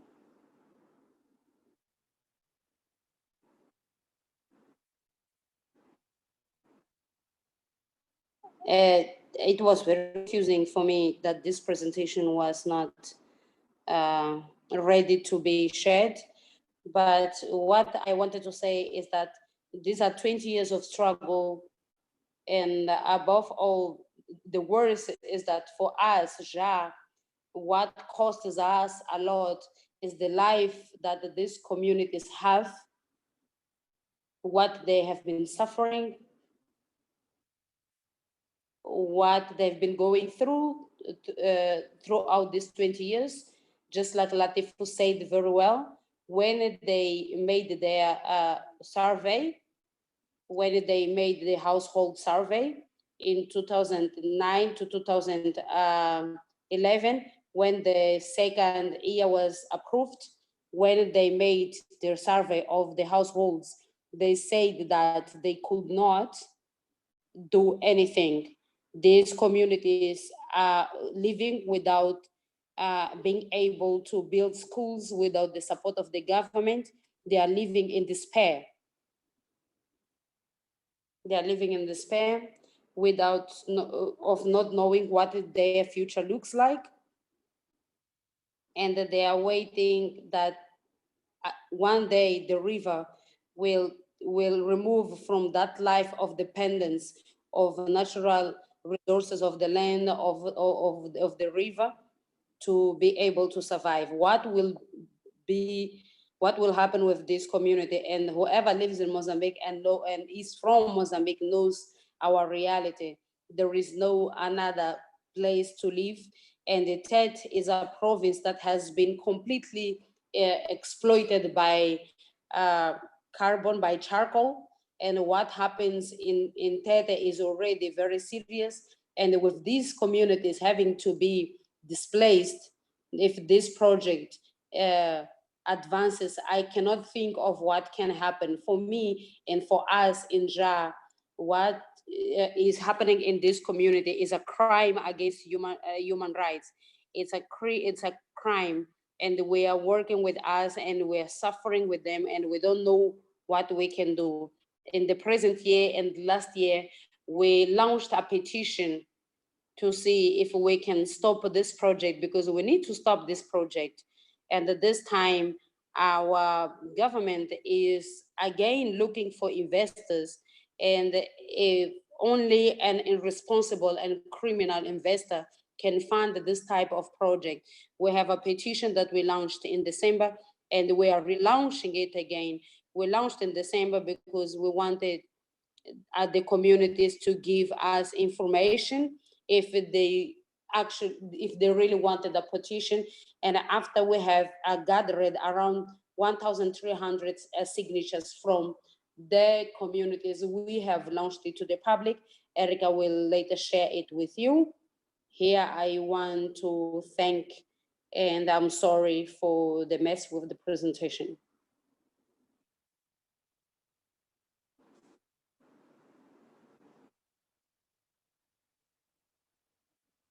Thank you, Annabella, for your intervention and presentation. You could tell us a little bit of how was the beginning of the struggle. Some of us were very young, so it is important to see that this struggle has been consolidated along throughout the years. It seems that we have a community leader from the region, from where the Mphanda Nkuwa will be constructed.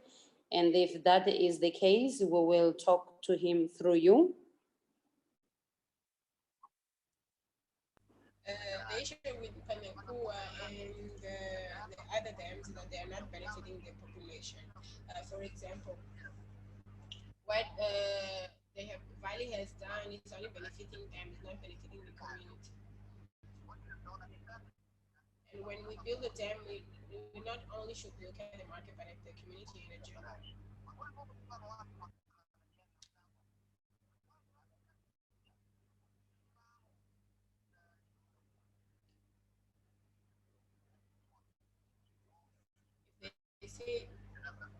If they say that they make an outside market and don't use us as the local market, where will we win? Where will we gain?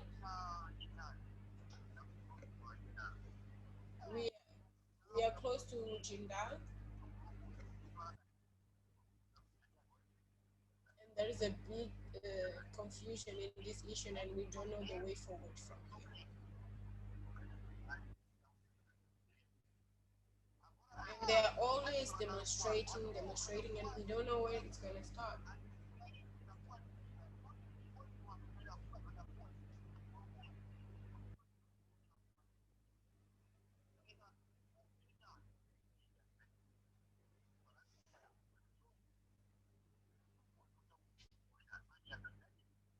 The issue with Mphanda Nkuwa is not that people are not liking the idea, but we are looking at our neighbors near the Cahora Bassa Dam. They're already suffering. So if they come here and build the Mphanda Nkuwa, maybe we will go through the same that our neighbors are going through.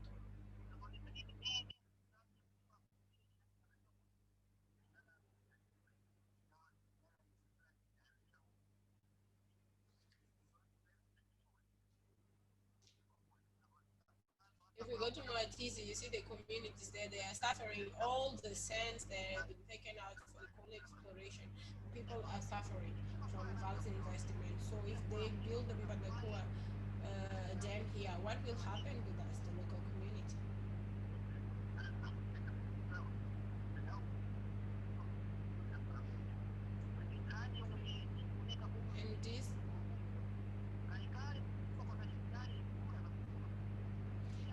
And this construction will not benefit us.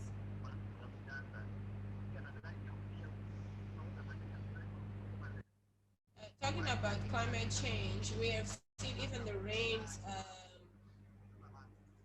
the occurrence is very different from, for example, the past. The rains that we have now, they differ from what we are used to. And even when they open the dams, they will do so with such advance that we could manage ourselves and know how to prepare for the time when they open the dams. But with this climate change, they open at any time because the dams are full at any time. There are times there's a lot of water, and there's times where there is no water at all. So we don't know how to prepare us. So this is what I had to share. Thank you.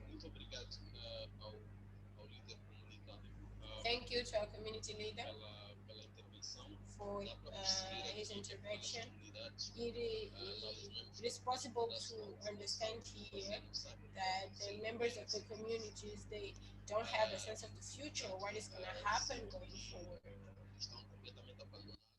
And what we feel is that they're completely abandoned. There are no plans about Mphanda Nkuwa that are shared with the community.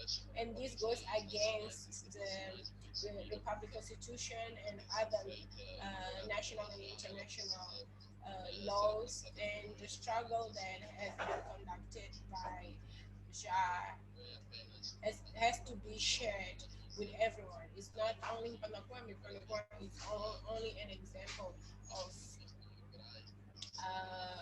what the neoliberal policies of imposition of mega projects have been doing in Mozambique. So we have about 20 minutes for the debate. So I will now open the floor so that all the participants can place their issue, their questions, they can comment and share their remarks with us. And at the end of the participants' contributions, we will have an answer from the panelists, so that we will make a round between the panelists where they can answer and they can comment and they can give their final remarks. So Erica, we don't know whether there's any digital. Sim, boa. Podes, por favor, chamar a Lorraine, ela quer falar.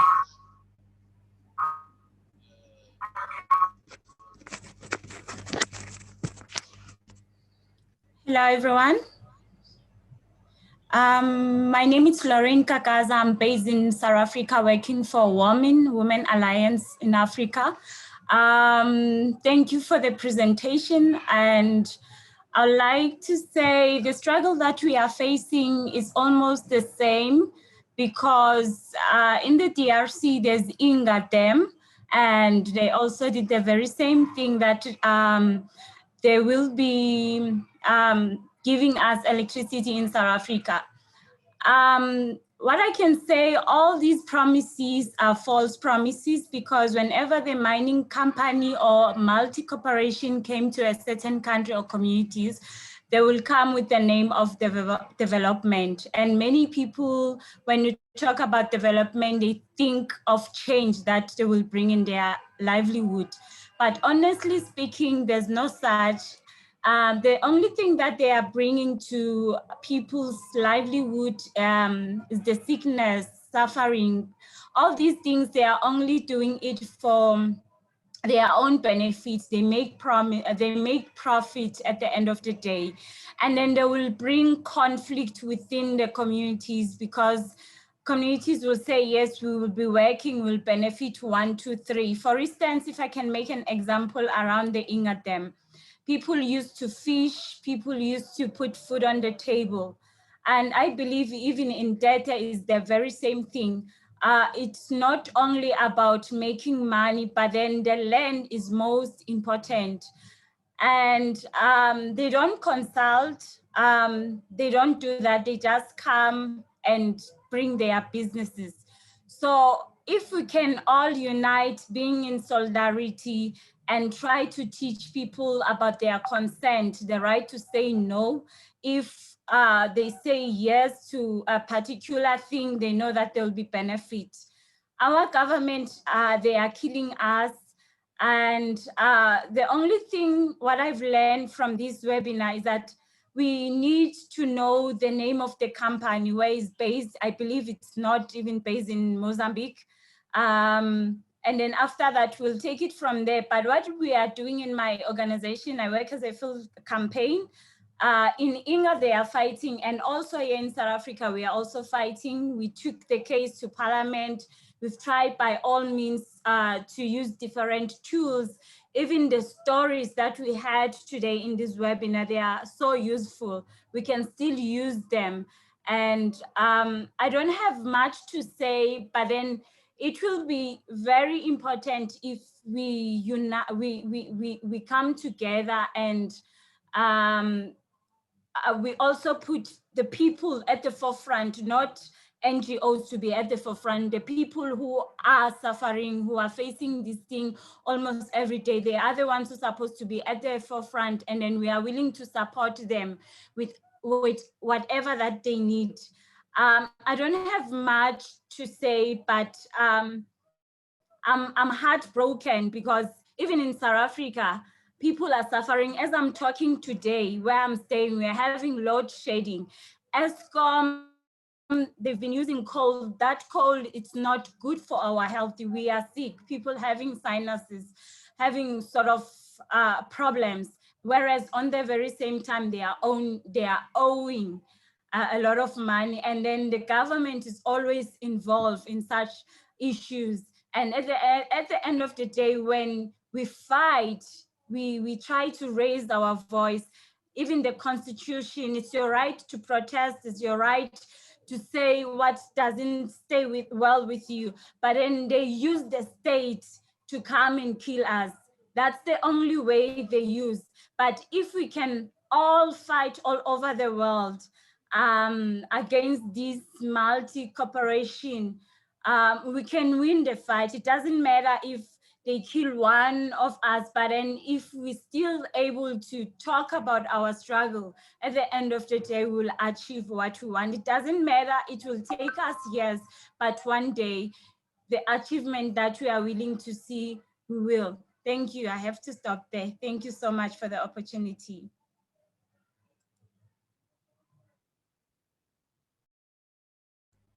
Thank you, Lauren. I see that there is a question from Jamila. I don't know whether Jamila wants to speak or I can read out the text. I would like to ask Danielle, because I saw a presentation about gas, if the dams have this kind of impact, and LNG is also not an option, what are the possibilities and alternatives that we have from Mozambique, and what would be the cost if we balance it cost against profit? I don't know whether you were able to understand me. I believe Daniel has understood you. I don't know whether we have any more issue. I would like to remember you that there is a petition that we have already inserted in the chat,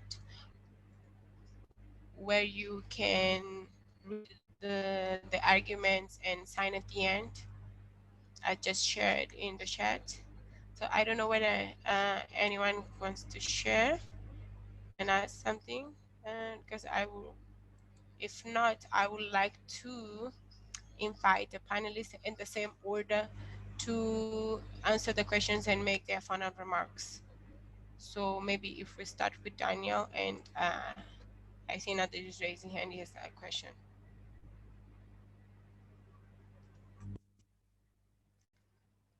So what we've been saying is that the situation is becoming more positive in terms of getting solutions. In Mozambique, we have many communities with low income. So if we centralize solutions, they will never be able to answer for these communities, because the cost to have water and electricity are very high to those people.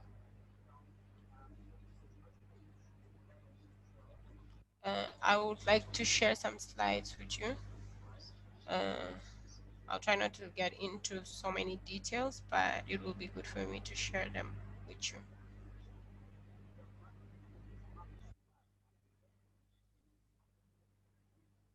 So this is a map for Africa, where we can understand is that the wealth of the people is not equally divided. So if you see the wealth of the 53 richest people in the world will be enough to supply electricity to Africa at 100% rate. And we're talking about renewable energy until 2030. And another thing that will be interesting to understand is the dynamics of the cost of electricity. If we see the blue line here,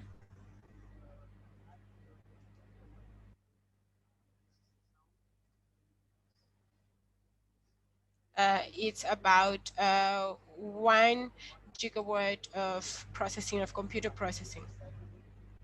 And we see that the green light is all following the same flow. So the more people investing, the cheaper it is.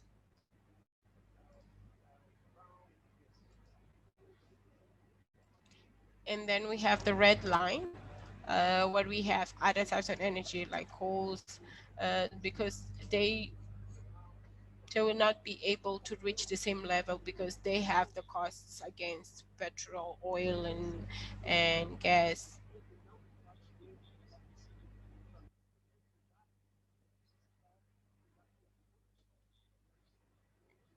And it's important to see also market inflation. This map here show the projection adjustments, where we have ExxonMobil and other big investors where they forecast. They have forecasts for the mobile market, for example, and they have low projections and no one invested. And we can see all the projections against the from the main investors and from the activists in social communities.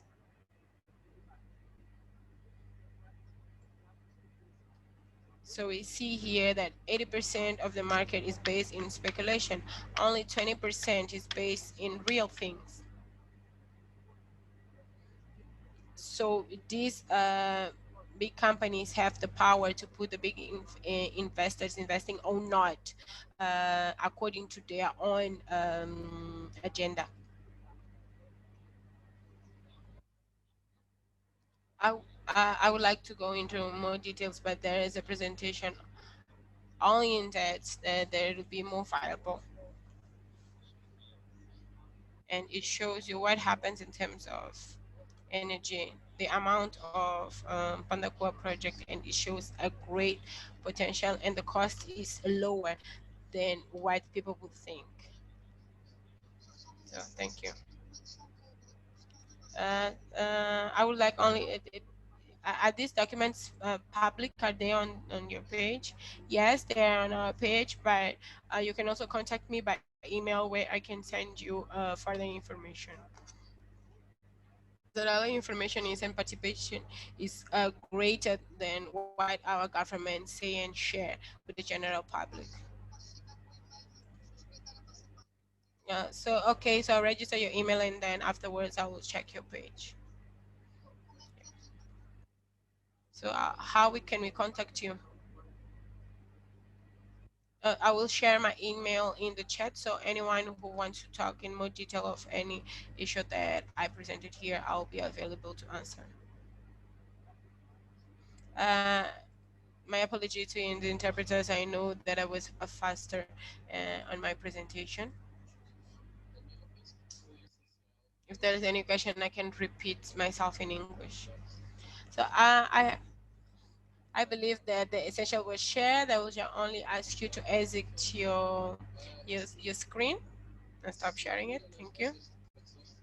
If you include in your final remarks something about what can be done, what we can do, that will be very useful. Because after this, there's something that we need to do. We need to continue the struggle.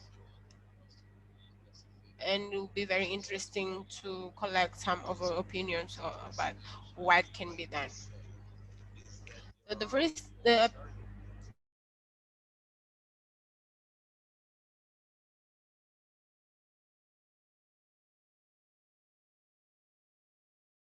sea now, offshore wind. They could use solar energy.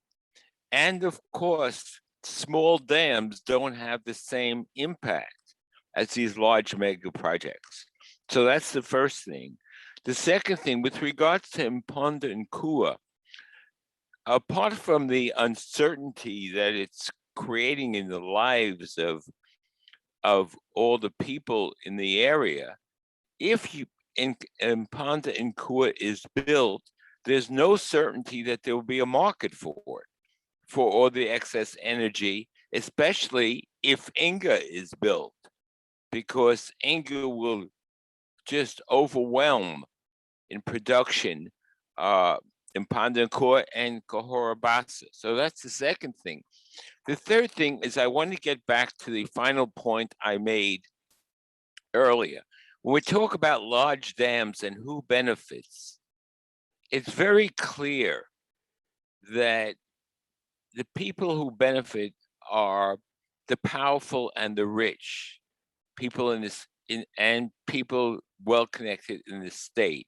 Poor people, whether it's the rural poor or urban poor, suffer not only because they don't all necessarily have access to electricity, but also production of electricity, as was said by our friend from South Africa, production of electricity often occurs at the expense of the access to water, because Eskom and the other large Eskom, it's massive energy producing sources require enormous amounts of water to maintain the coal production, and also to maintain the actual energy plants.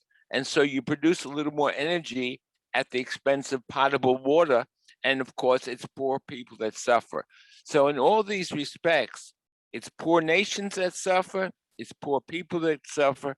And the only way to change this is to mobilize and to organize, as you're doing in JA, as people are doing in India, as we're trying to do in the United States. And we have these problems as well. So it's not just a problem of the global South or of Mozambique. So we stand in solidarity with you, and let's continue. A luta continua.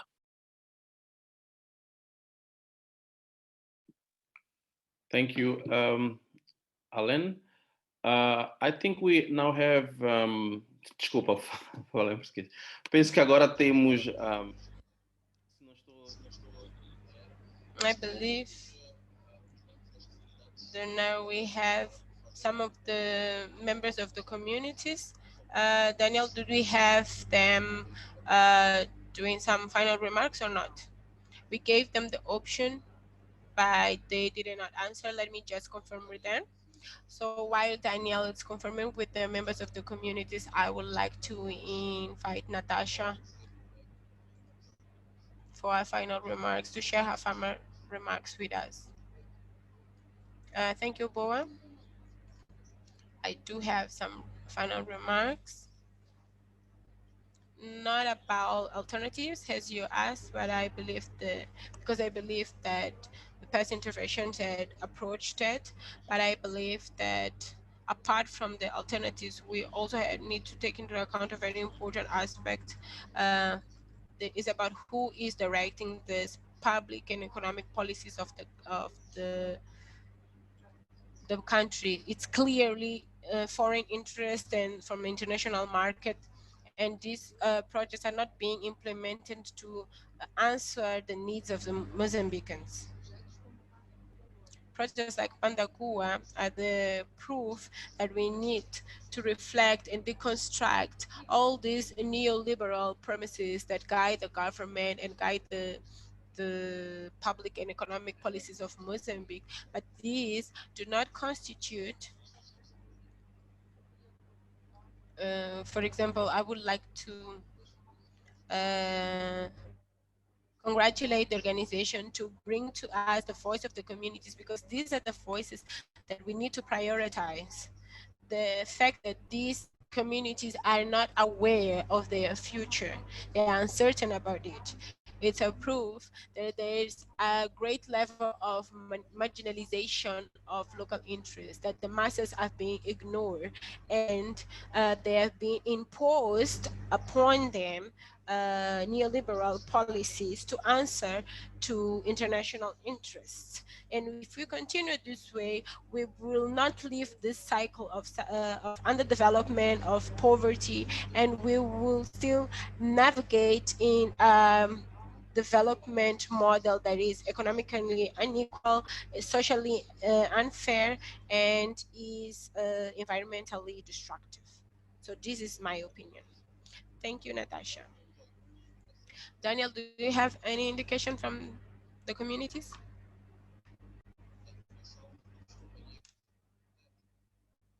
From that? Yes, I'll go through them now.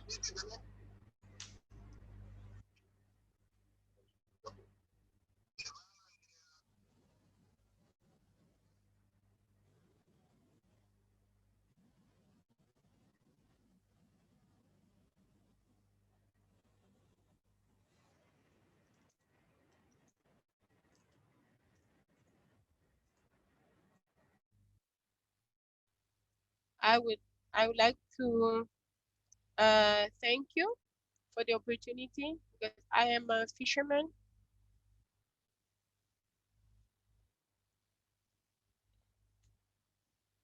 And I would like to thank you for understanding what we've been suffering as a community, myself as a fisherman. So I would like to thank you for this opportunity.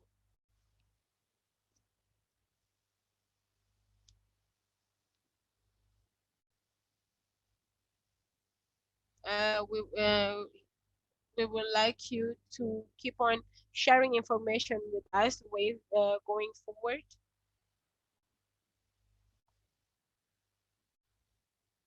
Because we don't want to suffer, and we don't want to live here because we survive thanks to this river. So thank you to all.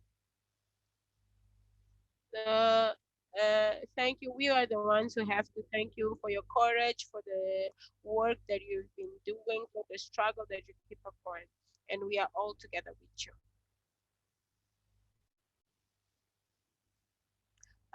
Perfect. So I would like now to invite Annabella for final consideration. So good afternoon to everyone. First, and I would like to thank for everyone's participation. Thank Alan, Natasha, and especially our comrades from TED for their courage, for their dedication, and for exposing what they have been suffering. I believe that you always need to hear the voice of the people who are directly impacted. They are the ones who are suffering, they're the ones who are going through it. And we have to support them in everything we can, in every way we can. We have to show our solidarity to them. About energy, apart from renewable energy, we need to have a system of fair energy, even if it is a small scale, to help the community. For example, what good will be to us to put for example, a mega solar energy project? We will be displacing the population, we will be keeping them from their places of life. So in the end, we need to prioritize these people. We need to take the struggle on the fight for land. We know that there's a lot that we've been through. There's a project, and it is a ghost project, because it comes for a few years and then disappears, and 8 years later it comes again. And people, they're staying in limbo, because from when they started, their kids that were born at that time, and they grew up, and now they have their own kids, their own family, and they're still in limbo. Their life is not advancing. So the petition is there. We want to take it to the parliament. The petition that we took in 2009 was ignored because the majority of the signees were foreigners.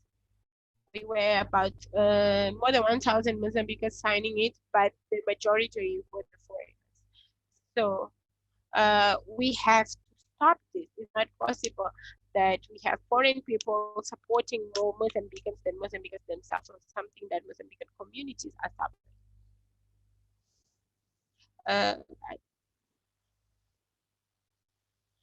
Can you hear me? Is it okay now?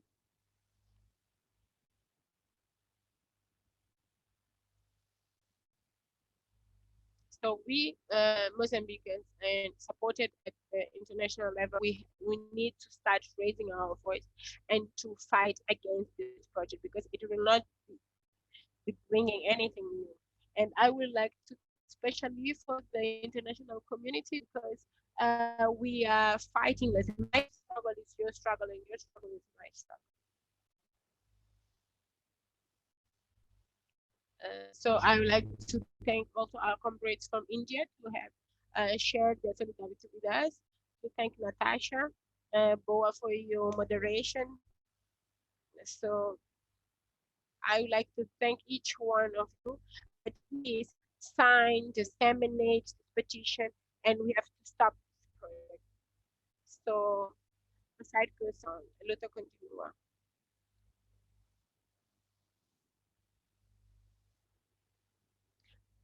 I would like to take this opportunity in the name of Alternactiva to thank all of the panelists today for the teachings and all the insights that you shared with us.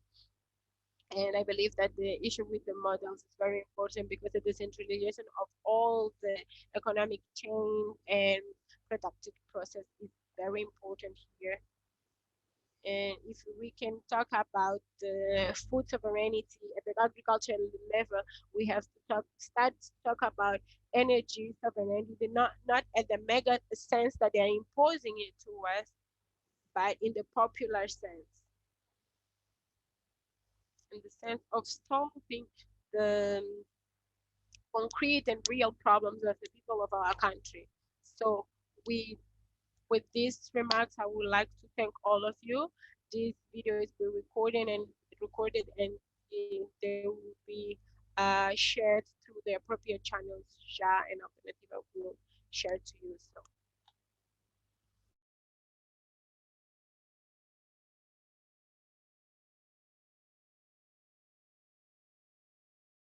So thank you all. See you soon.